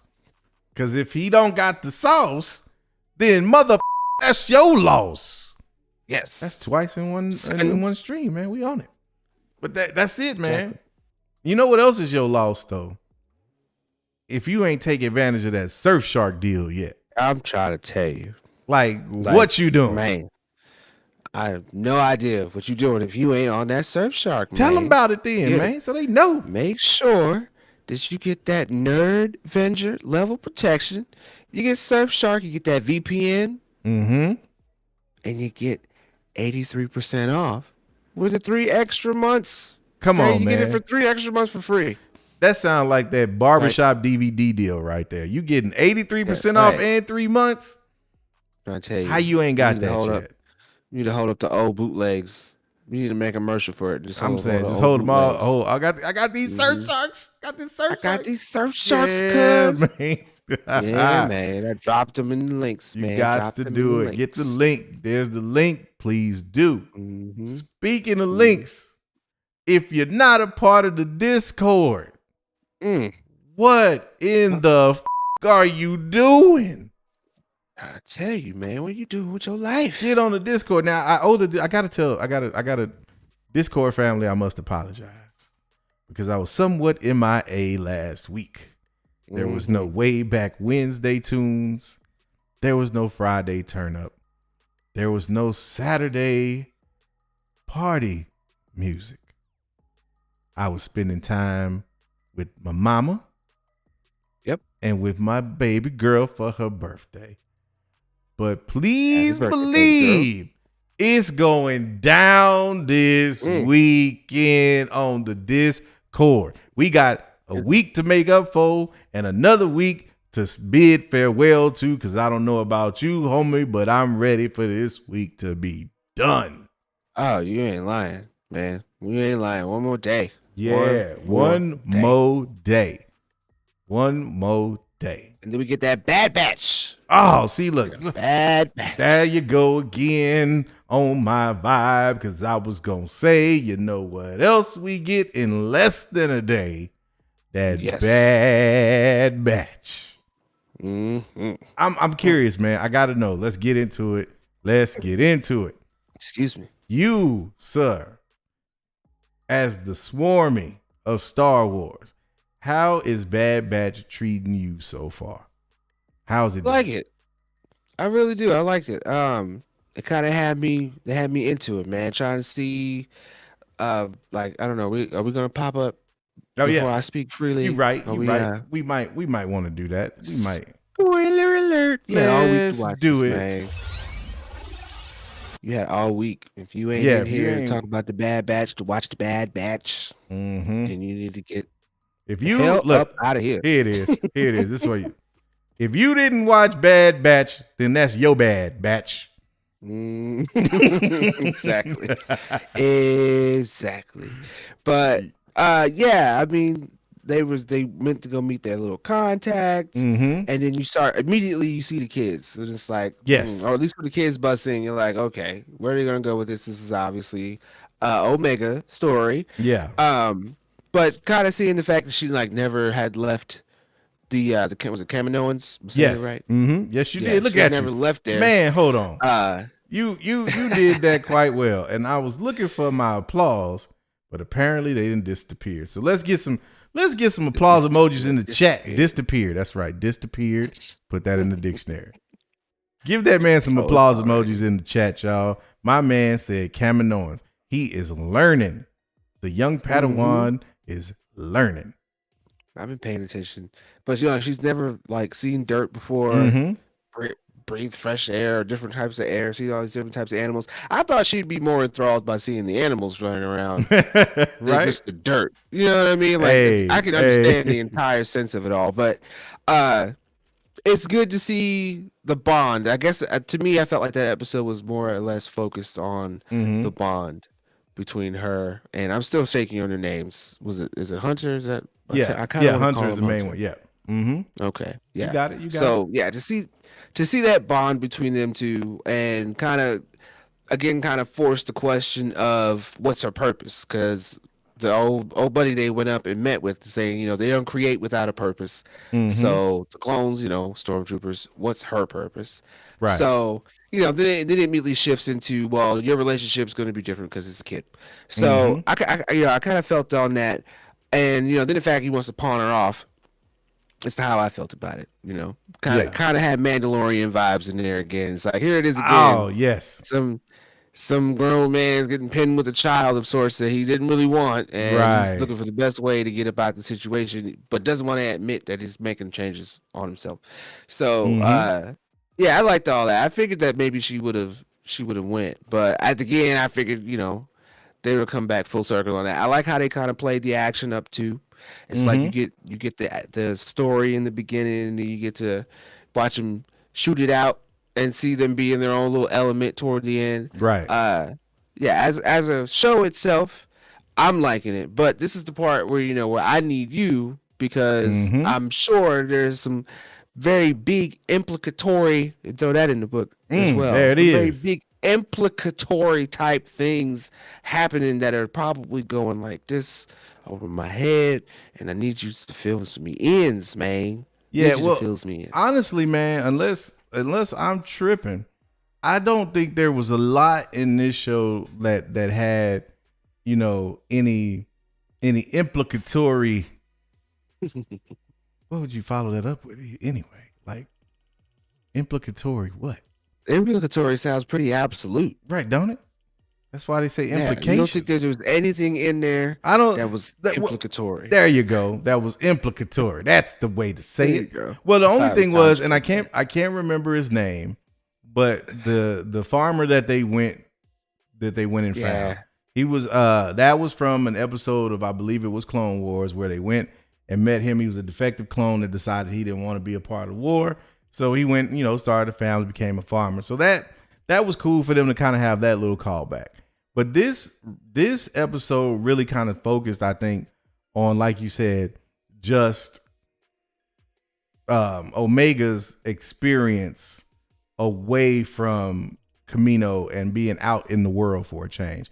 And I thought that was amazing because that's that Star Wars wonder where you get like that childlike wow factor from. You know what I'm saying? Yeah. And it's like seeing the interaction with her and Hunter, it definitely brought back some Din Djarin and Grogu vibes. I saw a lot of people online had a problem with that. Like they felt like it was kind of, well, you're recycling the same kind of tropes. That's kind of whack. But I don't think so, because I think Star Wars rhymes like that. You know what I'm saying?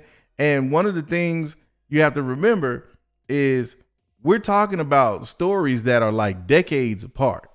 This is just after Revenge of the Sith, whereas Mandalorian takes place, after, 20, 25 years after Return of, or I'm sorry, after that in Return of the Jedi. So, because what is Luke, 1920 when by the time we get to Return of the Jedi. So, you know what I'm saying? Yeah. Roughly, let's just, roughly 30 years. So it's a 30-year gap there. So it's like the idea that George Lucas introduced about Star Wars rhyming, that makes sense that you would have kind of this same kind of type of element here in this era that you see with, again, Din Djarin and Grogu some 30 some odd years later. You know what I'm saying? So I didn't really have that much of a problem with that.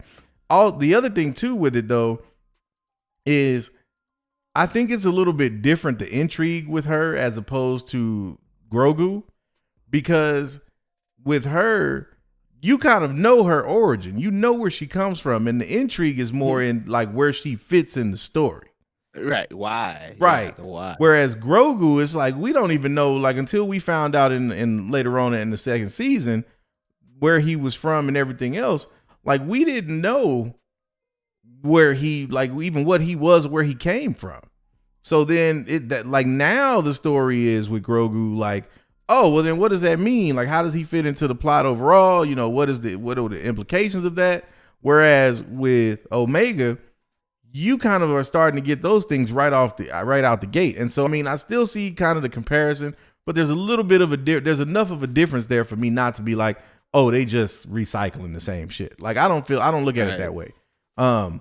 What I really like about the show though is just the way that they're treating the Bad Batch in terms of giving them their own personalities and really leaning into that. You know what I'm saying? Like that whole thing with Hunter and how he's interacting with her and how it's kind of causing him to reevaluate. And you see the arc with him because eventually, or he starts off wanting to kind of leave her with the homie and thinking that that's where she's better served, but then having kind of that change of heart because she doesn't want to go. And ending up, kind of taking her all along with them anyway by the time you get to the end of that episode. I thought that was really cool because, again, it shows the growth and it shows kind of where that connection will really start to play a role as the show continues to go on. And it's really setting up for me something that, like, I really want to see out of this episode, out of this series. And I don't know about anybody else, but the way that and not to skip forward, but I got to. The end of this series or season, I feel like this has to end with the Bad Batch returning to Kamino to destroy that cloning facility. To destroy it. They got to. That's because you got to ask yourself, well, what happens to them and where is their play? Where do they fit in to, the Star Wars story going forward? And that's not to say that, some of them don't survive, and go into hiding or whatever. But ultimately, to me, this is setting up for a situation where once they realize what she is and what her purpose was originally to be, I think they're going to have to go back and destroy that facility, because you can't, if the Kaminoans already have unlocked the technology needed to clone a force sensitive person, if that's what she turns out to be, as a force sensitive clone, or Right, a okay, splice between Palpatine and Jango, like if that's what she is, you can't let that exist. Like, especially when they realize what the Empire is up to, they're not going to be able to let that ride. Like, I don't see the Bad Batch being able to let that one go. I would think that they would have to go back and destroy that cloning facility, because you can't allow Palpatine to have access to that kind of power. And it would tie into Mando in the sense that when we see those same scientists and everything else, why they aren't able to, perfect that cloning is because the intel's been destroyed. And they almost had to kind of start from square one with Grogu. So that's where I see it going. And I mean, I don't know if that means that Omega has to die or what that means for her. But I just feel like that's where the story kind of I want to see it go. So where's Luke at in all this? Is he still around? Is he done? Luke's not even born yet. Right. Well, Luke's an infant. He's an infant right now. He's an infant right now. Yeah, Okay. he's still an infant. At this point, he's probably on his way, if not having just been delivered to his aunt and uncle on Tatooine, because we're still talking like not that long after Revenge of the Sith. So Anakin has just become Vader. Order 66 just happened. So all of that is still fresh. Okay. So yeah, Luke is still a baby at this point. There's no mention of an Omega or nothing like that in any of the. Okay. Nothing. So we don't know where she fits, and we don't know, how this is going to tie into everything. But I feel like the only thing that can happen is that they destroy that facility, and the majority of them are killed in the process. Now, again, if you want to have some of them survive, or one or two of them survive, or what happens with Omega, like, do we find that out? I don't know, but I feel like that's where this story is kind of leading, or where I want to see it lead, because that would just make everything tie together, I think, perfectly for me. So that's where I'm at with it. But I think this second episode, to me, kind of even felt like the second episode of season 2 of Mando, where the first episode really grabs you and you like, oh snap. Then that second episode, not that it was a letdown, but it was more like, okay, so now we're sitting in a little bit of cruise control until we get to the next big story beat. You know. So yeah, I thought the whole exchange with, the troopers showing up and them having to try to smuggle off the planet, I thought that whole setup was pretty dope. I love the fact that Omega has such a connection to Hunter that, like, she refuses to leave his side, and like that she wants to be with the Bad Batch. I mean, obviously so, because she's got a connection to them, but I think they could have just as easily let her go with that family, and then they go back and have to go get her for some reason. I like it better this way though. Like, I prefer this, because it just she'd stay. Yeah, and it just hits you in the heartstrings. You know what I'm saying? It gets you all in your feels, man. Like, when you see it, and you just like, that's the one thing about this show. And that's the one thing that I love about Filoni's writing, is this man always finds a way to hit you right there. You just like, oh, he got me again. And so that's what I love about the show so far. And I can't wait to see what tonight's episode brings, because I really feel like it can go in any direction at this point. With that second episode, they've kind of set it up to where, eventually, or at some point in this episode, Crosshair is I think going to have a bead on him at some point. Like, you can't leave him out of the loop for very long. But I'm hoping we get a little more insight into what the Empire's plans are in terms of what Tarkin wants. Obviously he wants to eliminate the Bad Batch, but what is the plan for Crosshair, and like, where is that gonna go? Like, that's what I want to see. Yeah, with that whole reprogramming thing. Mm-hmm. Like, that kind of has a different dynamic to it as well. and it makes you wonder again, like with Omega, because I think whatever her purpose is has a lot to do with her name. I feel Yes. like, there were, of course, alphas, betas, however many down till you get to the end, the Right. last one, the Mm-hmm. The Omega. Omega. Yeah. So obviously she is whatever pure form that they want, they've achieved with that. So between that and Crosshair, like they probably have something more in common than they realize, and Mm-hmm. like it would be kind of cool to see if that kind of plays anything with each other on that. Right. If maybe Crosshairs kind of learns and understands something uh about Omega, and after a while that becomes his main target Right. instead of so because I kind of wonder where, like, I haven't seen anything. Now they went to go see their contact and possibly get somewhere, which that kind of led to more of a dead end for them, it Mm-hmm. seems.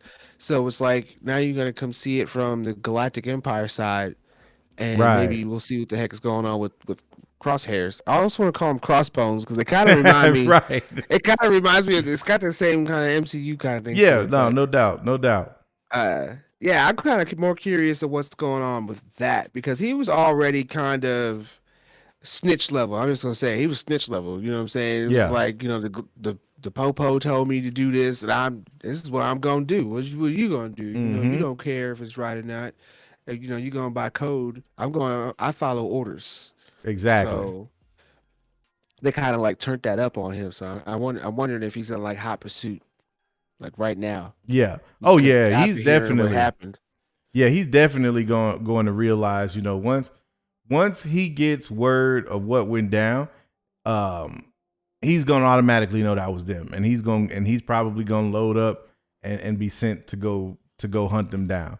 And I just want to see, like, from that respect, is it going to be a thing where it's like this cat and mouse situation where they're constantly going from like place to place and having to evade him, or do they switch it up on us and let them have another like showdown that they get where he actually does catch up with them and they got to fight their way out again? You know what I'm saying? Like that would be interesting to see. I'm interested to see how they play that out. But I mean, so far, like I said, man, the show is pretty dope. I'm still trying to get a feel for where it's headed in terms of like how the episodes are gonna play out. I just hope that the end, like I said, ends up with this huge, crazy battle where they are there on Camino. And imagine what it would be like if the Bad Batch is walking through there or fighting through there and they're having to fight their own brothers. You know what I'm saying? Like, Yeah. they already were doing that to a certain degree, in this episode when they were dealing with the troopers when they showed up. So, but to see that and to know that that's what they're going to do, like that's their mission, that they've got to wipe out this facility and they've got to wipe out this, as much of this clone army as they possibly can. Like, dude, it's setting up for something real, real emotional. Mm-hmm. I think. Omega might be Ray's mama. Nah, I don't know. I don't think so. I'm just messing around. Nah. I don't know. Listen, now look, this is what I will say for those sequel trilogy haters. I will agree that I don't want that shit. Nah, let's not do all that. Like, let's not connect it to Ray that way. Like, if they's really coming back, that please let it not be for that reason. I already told you how they do them connected dots. Yeah. Especially when they heard Ray, she likes to pop. She was living La Vida Loca. Told you. Mm-hmm. Hey, you ain't lying. You ain't lying. You ain't lying. You ain't lying. You Just know. But yeah, like, let us know, man. Like, tonight, predictions. Right. Episode 3, Bad Batch. Where do you think that's going? Do you think it's going to be about an 8, 10, somewhere in there? You think it's going to be more like a 5, 6? What you think, homie? I mean, honestly, I gave this last episode, for me, I give it about a good cruising 8.5. Ooh, okay. I try to reserve like the 9s and the 10s for like dynamic episodes. You know what I'm saying? This really wasn't a dynamic episode, but it was well put together as a whole. So yeah, I'd say they probably can still cruise next on through with another 8.5, man. Yeah, good top notch type of coasting episode. Right. I give it an 8.5. Yeah, Totally. I think the last episode I'd give it about an 8. I think I see another 8 coming tonight. Yeah. Dave Filoni, it's very hard for him to disappoint me or let me down. You know what I'm saying? Now, one of the other questions I have too, while we getting these, I see everybody so far seems to be kind of in the same wheelhouse as us. 8s. I see Trey Swish with a 9. Shout out to the Broke Vengers. I OG, see you. the 8.5. Yeah. Says 10 out of 10 if Vader kills everyone. I see you. Right. But Madison, speaking of that, right? 7, 8.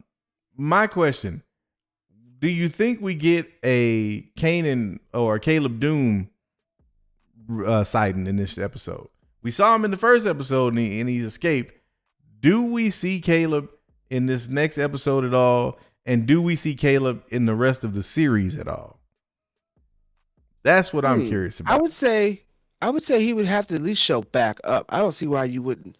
I don't see why you would start it, especially he's a child himself, correct? Yeah, right now he is. So, he's still and they're traveling with a child. So I mean, I feel the story would have to say that they cross paths at some point. You know, he ran off somewhere. Somebody had to have found him by now. Yeah, there's no way he ran off and not if he survived, somebody's helping. So I would think maybe they would come across the Bad Batch again. Maybe view them as hostile at first. But he'll recognize that Hunter was, maybe the dude because he was wearing his helmet, so you probably couldn't tell. Yeah. But he could recognize that Hunter was the dude that was trying to actually help him out. And then see the child and then be more convinced, and then that would make it easier to have conversations with whatever wherever he's at. But I would say, as far as it showing up in this episode, maybe that'd probably be their next move, is to maybe find out whatever happened to the kid. Yeah. I agree. But if not this episode, it would have to be no later than 5 to answer that question. Okay. Because I mean, from where I am, being a swarming and everything at this point, I would think, okay, you already settled the fact that you're not going to get rid of the kid, and they don't really know where the hell they need to go, because I don't think the smuggler dude really helped them out in that respect, honestly. So I would say, yeah, you would probably try to retrace, figure out what the hell's going on with this Order 66 thing, and go find the kid, and see if you can find any Jedi. Did they kill all the Jedi? Blah blah blah. That would be my next step. So I would probably see it going that way. Got you. Yeah, I mean it. I feel like we definitely. I think we'll see Caleb. I don't know if we'll see him in this episode, but I think he'll pop up.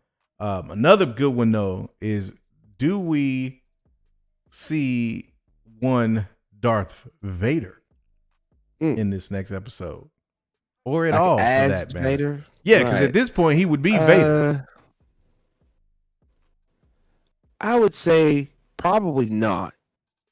Okay, because they seem to be more on the side of the Jedi disappearing, right? And it's like wherever, unless they go to they find an area that's heavily saturated with Jedi, which I don't really feel like they will. Like there's very little chance that I think you would probably see him. But I mean, this is animated.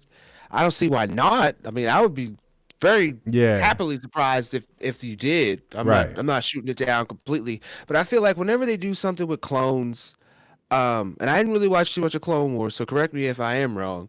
But I feel like when they do stuff with clones and stuff, they kind of tend to ground it a little more. Maybe you'll get some Jedi in there, but it's not heavily focused on like the Force and stuff like that. It's more focused on the grounded level of, we got to stop the Imperials on a troop level. Yeah. No, so in Clone Wars, in the series, it's definitely a lot of Jedi in the Clone Wars.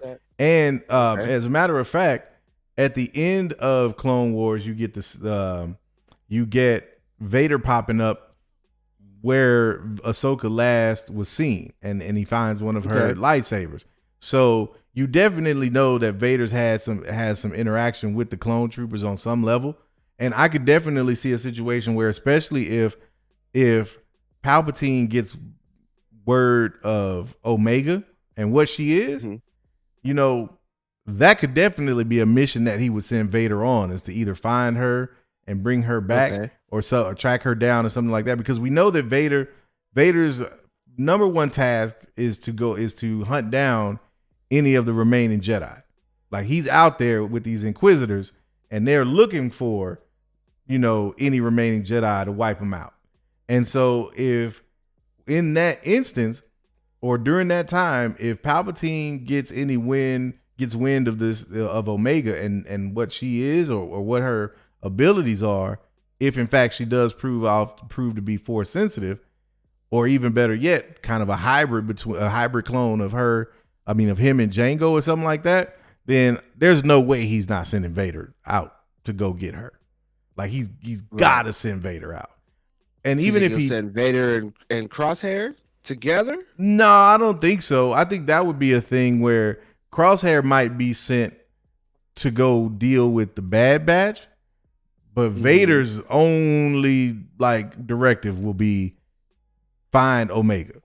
Now they may end up in the same place. Like they made the Bad Batch might be dealing with Crosshair, and then all of a sudden you see Vader pop up in a situation, and they like, well, who the hell is that, and yada yada. But I think Vader's main focus is going to be, or if he shows up, will be Omega.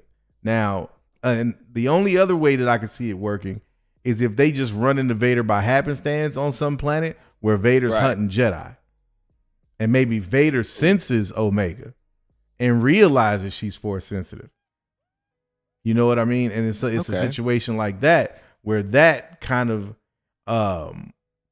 makes Omega or pulls Omega in that way, or you know what I'm saying? So it could really go in any way at this point, and I'm not necessarily leaning in one direction or the other in terms of preference, because I'm really just along for the ride with this show. You know what I mean? Like this is not one that I'm looking at to really set up anything deep for Star Wars in terms of the future.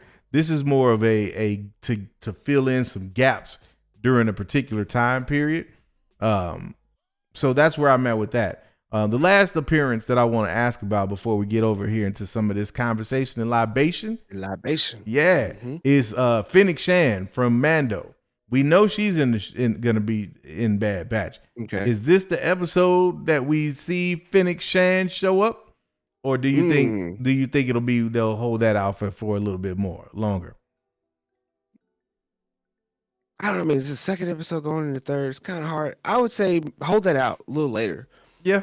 To be completely honest, I would just hold it out a little bit later. I'm with that. Let that be something that you like. She pops in, and I would accept it to be something she pops in at the end of an episode, maybe bails them out, and then you get her more of a main character, or at least more of a character arc before you take her back out.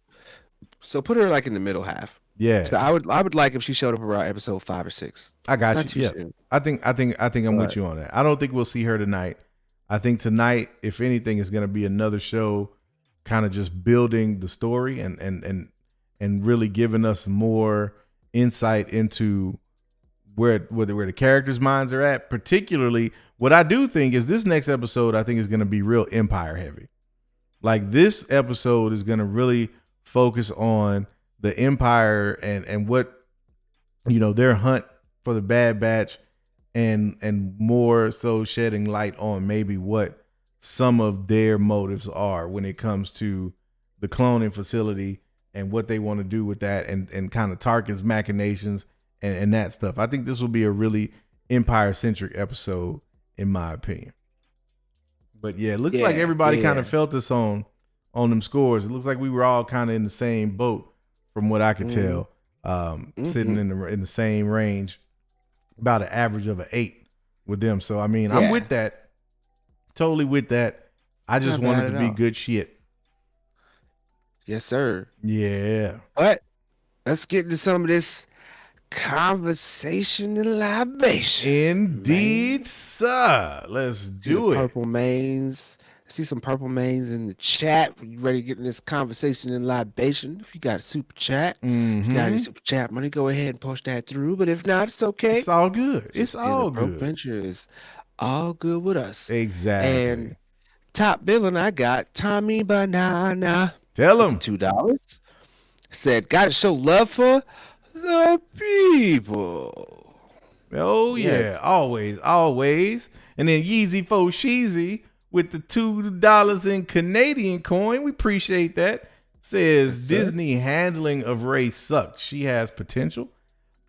I don't think it sucked. I don't think it was the best. I don't think it sucked though. But she damn sure has potential, man. Like, look, say what you will about the way that they handled her in the sequel trilogy.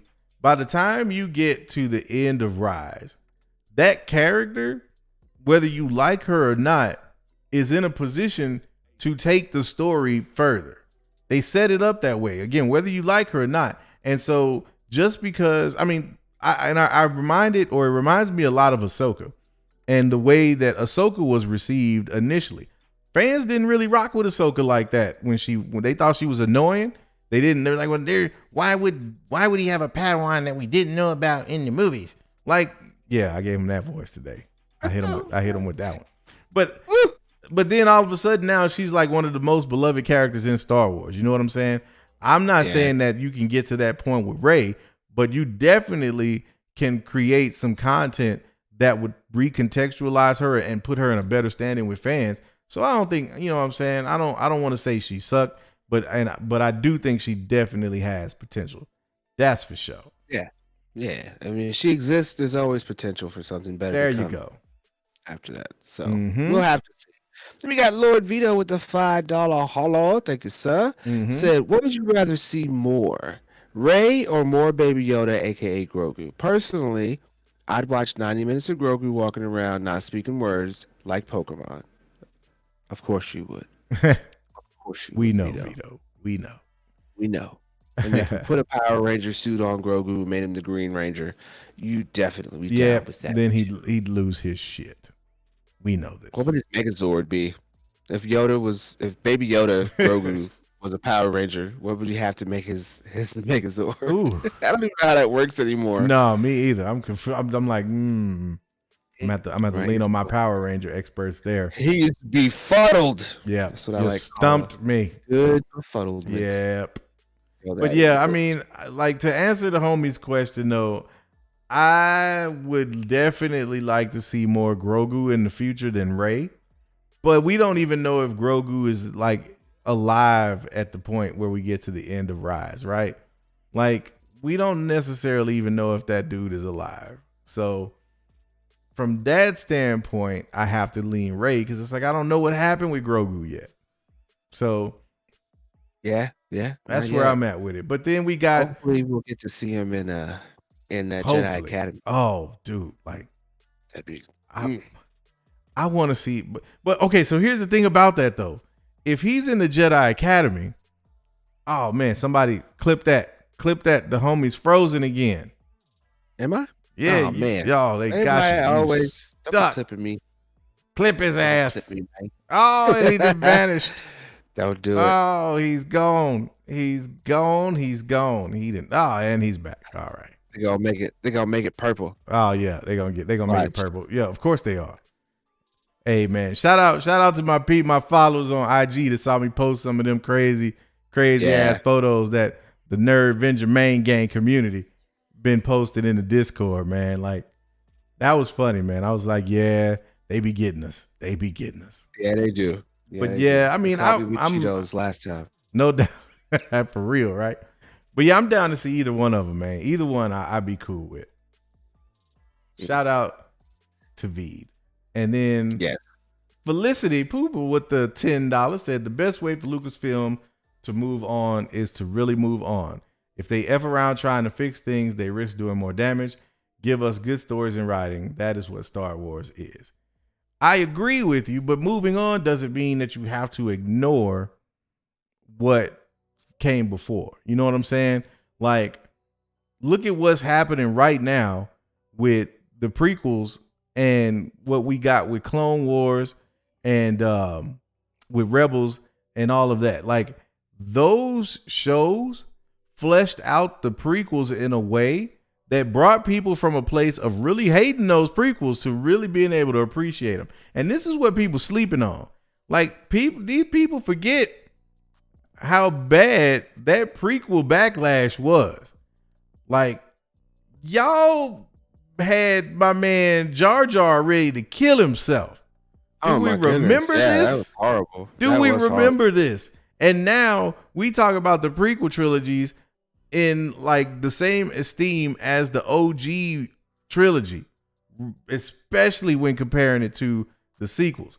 But you know what's going to be funny is when all of those young Star Wars fans that grew up with the sequel trilogy being their first experience, they're going to be, whether you like it or not, talking about Snoke, Rey, Poe, Finn, and wanting to see them come back. I'm telling you, that's just the way it goes, man. It's not meant for all of us to be on the same page with it, but I don't want them to necessarily ignore the past. Like, I'm not on that Kylo Ren.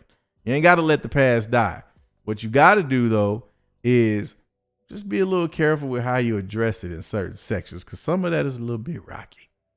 I think she might have actually meant more of the Rafiki type of thinking, It doesn't matter. It's in the past. Well, yeah. I mean, from that aspect too, though. But that doesn't mean you got to blow off those characters and not, see them come back. That's my thing. No, I agree with that. I agree with that. That's all I'm saying. 100, man. I Yeah. totally agree with all of that.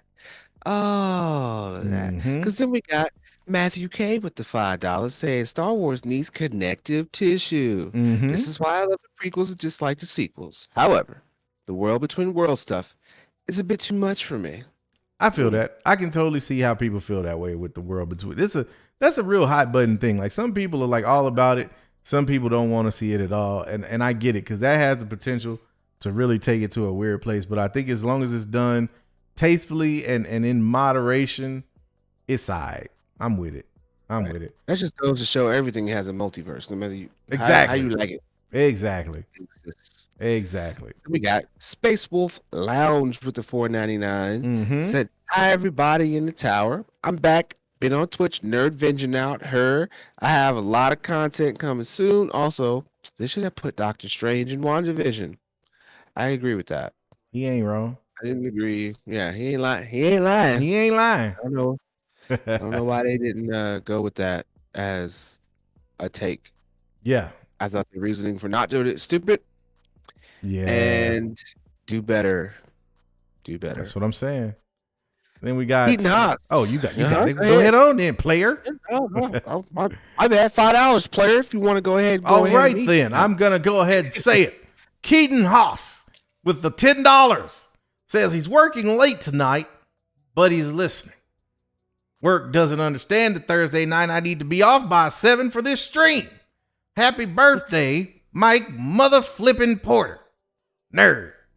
Hey, man, we appreciate that. And I know you don't sound like that, Keaton. That ain't a Keaton voice. That was. Nah, man. That was that voice from that dude off of The Simpsons, the doctor. with the Coke bottom glasses. You already know. Not even Michael. My calculations say that you're wrong. Like that guy. That part. Even. Oh, my goodness. Yeah. That's funny. Then we got Nikki with the $19.99. Hey, Nikki. It says showing love to the After Dark hunks. Fighting I like it. White Dre? Say it ain't so. They won't forget him like they did Dre. Shout out to Mike MF and Porter. Yes. Yeah, man. shout out to Sir Glass Half Full. No, I don't think they'll forget about White Dre, but they might try to check White Dre and let him know his place. But look, you better be careful and you better appreciate what you got. Because my man beat and bounced, and all of a sudden, look, DC will be there with open arms. I'm just saying. Like, let's not upset White Dre. Man. Oh, Dr. Mikey over there. Yeah, I said it. That's funny. We got Mas with the $4.99. Said, how dare you wish Loki bomb on my Owen Wilson? Wow. Man, I'm not wishing that, though. I just said if it happens, watch how quick they flip. That's all. Let me read it right. She said, how dare you wish a Loki bomb on my Owen Wilson? That's how I was supposed to say that. Okay. Well, still stands. Still. Like, I'm it going to be here looking at y'all. If low key don't slap, I'm going to be like, so, we still still trusted in Feige and everything like that? Everybody still I okay? don't know, man. Everybody still okay? I think if we do lose him in the TV shows, you can only hope he'll get him back. He'll Oh yeah, welcome them back with the movies. Indeed. Yeah. Then we got Keaton Halls with the $2. Says this is for Mike Porter. Tommy Banana. Yeah. Oh yeah. Oh yeah. Let's see, we got RG2088 with the $10. Thank you. Mhm. He said, I think Disney will be fine. They already succeeded expectations with over 100 mil subs, so Slip is nothing to be worried about. Let's see in a few months. I agree. Don't mess with our content, though. Yes, don't Yeah. mess with our content, man. Yeah, and I get you, man. I get you with the 100 mil subs and everything, but hey, part of that investor meeting, them earnings report, they didn't hit the number they wanted to hit. And I've been saying it.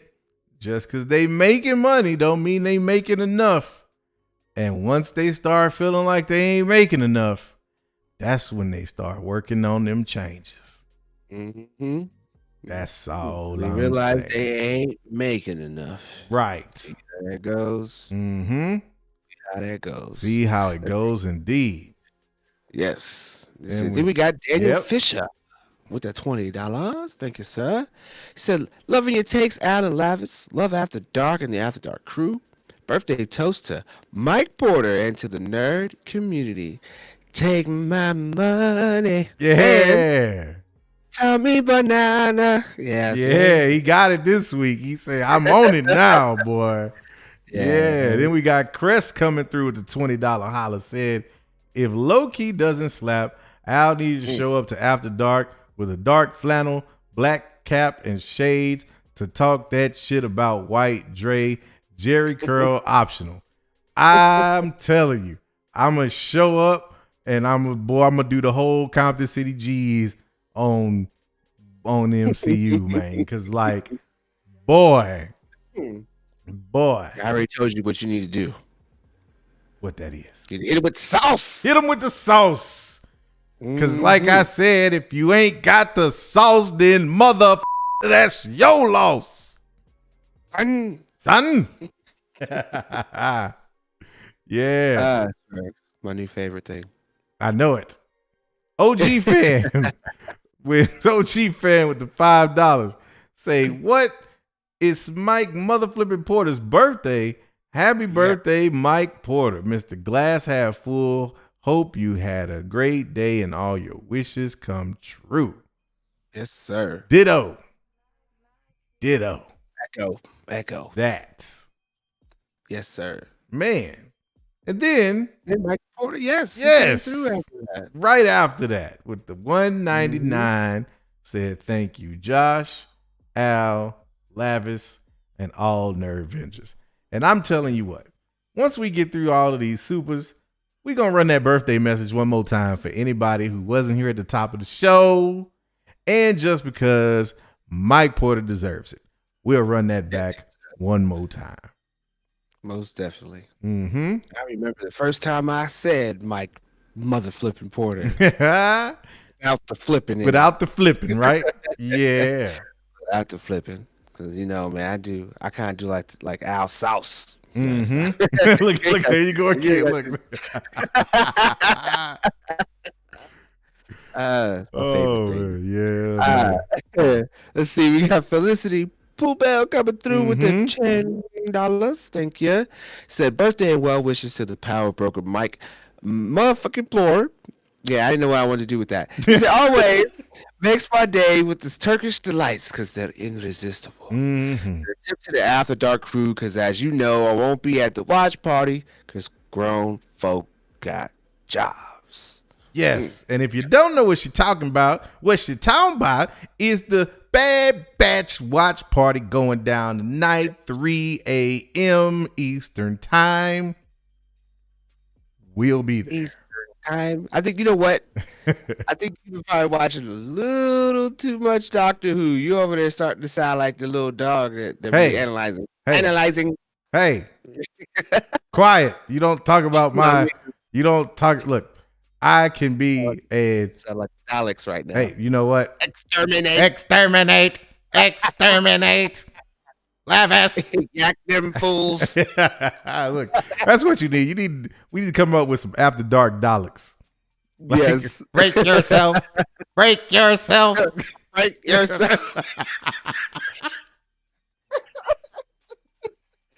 $5, Buster.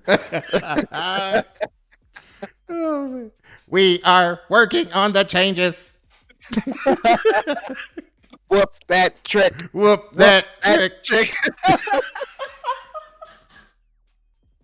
Oh man, it happens every once. Yeah, no. All right, that's it. That's Oh, it. once an episode, we derailed the shit out of this stream. Oh my god. Okay. Oh my So OG fan with the $5 said, almost missed my Thursday sermon. So dropping some love for the main gang. After Dark, the greatest show on the tube. Al and Lavis are the real dynamic duo. Well, we sure appreciate you putting a little something in the collection plates. Main gang. Main gang. Thank I know you. about that. Main gang. Thank you for your generous contribution to the delegation. Can I get an amen in this church of nerds? Amen.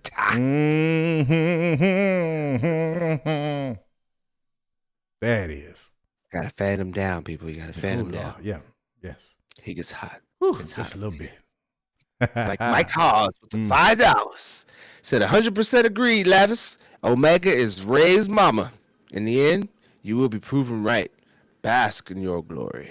I don't know. We'll see. It'd be funny if it actually does turn out to Right. be the thing. I'll be like, I'd be like, oh, I'm gonna lean all the way into it, all the way. Be like, see, I told you. man, I told you. I don't even want to talk about the implications of Omega being Ray's mama. That's just some bright and early with the $10 Canadian. Right. Yeah, get it bright and early. What's up, guys? What's up, guys? I literally never am able to catch any live streams by Josh or you guys. I'm just stoked to be here. Oh, After. man, Look, it's kind of ironic. That makes no sense. How your name bright and early and you ain't able to catch no live streams that's like with Josh? you more like dark and late. Right. I don't even know what to call it. Hey, it's all good. Look, Dark and late. shout out to Shaded and Untimely for the $10 Canadian. We appreciate you. Yes. Yes, there we go. I kind of like that one. He'll come back next. He'll come back next week. His name's gonna be Slim Shady and late or something. Yeah, there you go. Slim Shady and Untimely. Right. Yeah. There you go. Who we got next? Astro Pendle with the $9.99 Yes. said, in the comics, there's a scene where Vader is exposed as Anakin in a rage. He kills everyone who heard it. Would love to see the Bad Batch be the ones to do it somehow since they worked with Anakin. Oh man, like, wouldn't that be a messed up way for them to go though? Like they like, don't we know you from somewhere? And then they all just get force choked and die. Roll credits. Make it happen, Dave Filoni, please. Right. We need a 30-second black and white short of Vader force choking people, and just did we get the little words that pop up? Yep. They'd be like, Ah. and the words pop up. Ah! We need one of them. I And then like just it. end it with directed by Dave Filoni. There you go. So, And just call it how they a do wrap. Bad Batch Exactly. all day. That shit would be funny. Mhm. Then we got OG fan coming through with the $2. Said, simping for the bad batches. I mean, lady man. We do got some bad batches in the After Dark and Nerve Engine crew. You know who you are. Yes, we do. Speaking Let's of, see, we got, I did see Whitney creep up in here real quick. Hey, you. Whitney, how you doing? Most deaf. Most deaf. Who we got Dude, next? Trey Swish came through with the $4.99, but it looked like he was just showing love because it didn't have any Hey. text. It's all good, Trey. We So- appreciate it, man. Appreciate it. Yeah, man. Yeah, man. And then lastly but not leastly, nope. We're See, getting more. look, they got you. So we got Extreme, right, didn't they? We got Extreme Boys with the $5. Said we out here balling on finals night. Streets Oh. be cold. Best of luck to anybody that's got them finals in the AM. Yes. Give them a little bit of that. Hey, Purple Mains in the chat for all my finals takers. They need a little bit of that after dark mojo. Let's make it happen. I like that. Yeah. After dark mojo. After dark mojo. Then we got. Oh, look at Shading and Untimely came back through with another $5. Said a man's got to work long ass shifts. Ha ha. But I do love dark and late. Yeah, man. Next Hey, week, we're gonna come with through it. dark and late. Dark and late. Sipping after dark roast. There you go. Mhm. There you Come go. to after dark roast and invisible drink, because absolutely nothing tastes better. Nope. Does not. Not a damn. I see Levi said I needed this Al. Hey man, you know we here for it.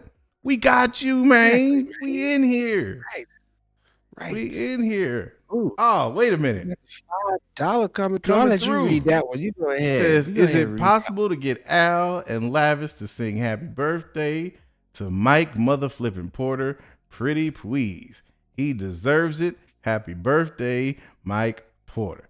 Guess what? Kill the music. that? Happy birthday to you. Happy birthday to you. Happy birthday, Mr. Porter.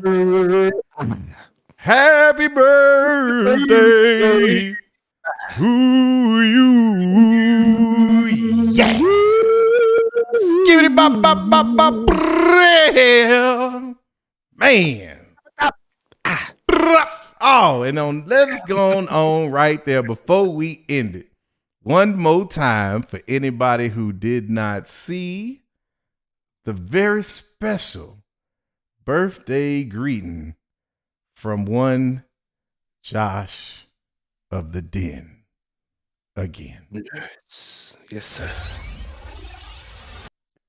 Hey, Nerdvengers, it's me, Josh, and, well, wanted to do a special little something for a special Nerdvenger. Mike, Mother Flippin' Porter, one of our best supporters. Been around for a long, long time, always so full of joy, just bringing so much love into the community, and guess what, everybody?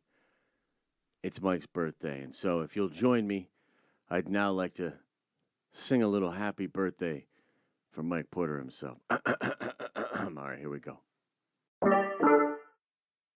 Happy birthday, Mike Porter. Happy birthday, Mike Porter.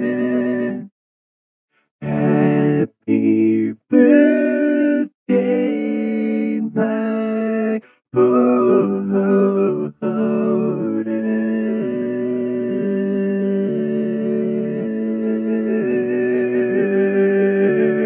Happy birthday, Mike Mother Flippin' Porter.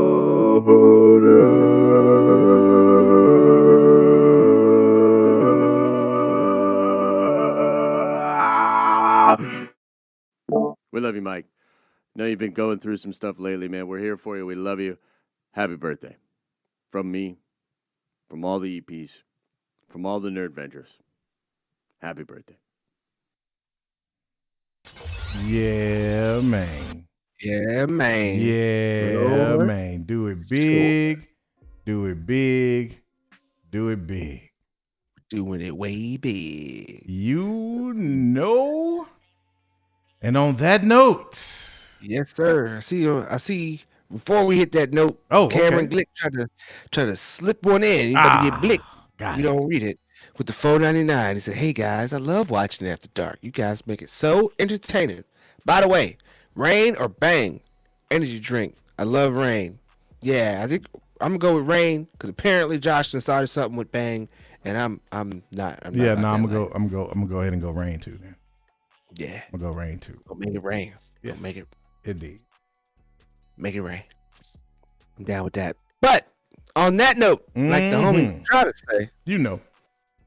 yeah, You ain't got to go got to home. go home. But you got to get the hell up out of here. By the way, real quick note, unfortunately tonight there will be no after dark. As Felicity say, grown folk got jobs. And unfortunately mine got me getting up at the butt crack of dawn tomorrow. But I'm right there with him. you Discordians, make sure you turn up tomorrow because it's going down for real. And on that one, we will catch you in the next episode.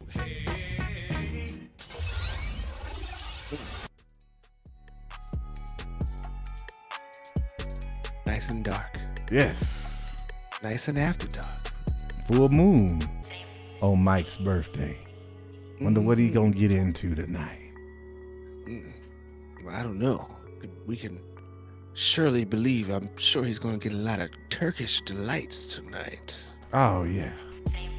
But then again, every day we turn up like it's Mike Porter's birthday. Don't we? Yes, we do. And this might sound cheap, but this is for Mike Porter. Oh, there it is. It's a good thing we ain't got them camera issues like we did at the beginning. It's a good thing. Hey, speaking of Wallace, stop Right, fucking up, man. What was that all about? We wasn't ready. You was trying to put us on, man. Look, don't even get me started, Wallace. Just he mad. Ain't nobody talking about him like everybody talk about Suge. right. Or Big Dre. Well, maybe they would talk about you a little bit more if you stopped flipping up and started to nerd binge Every day.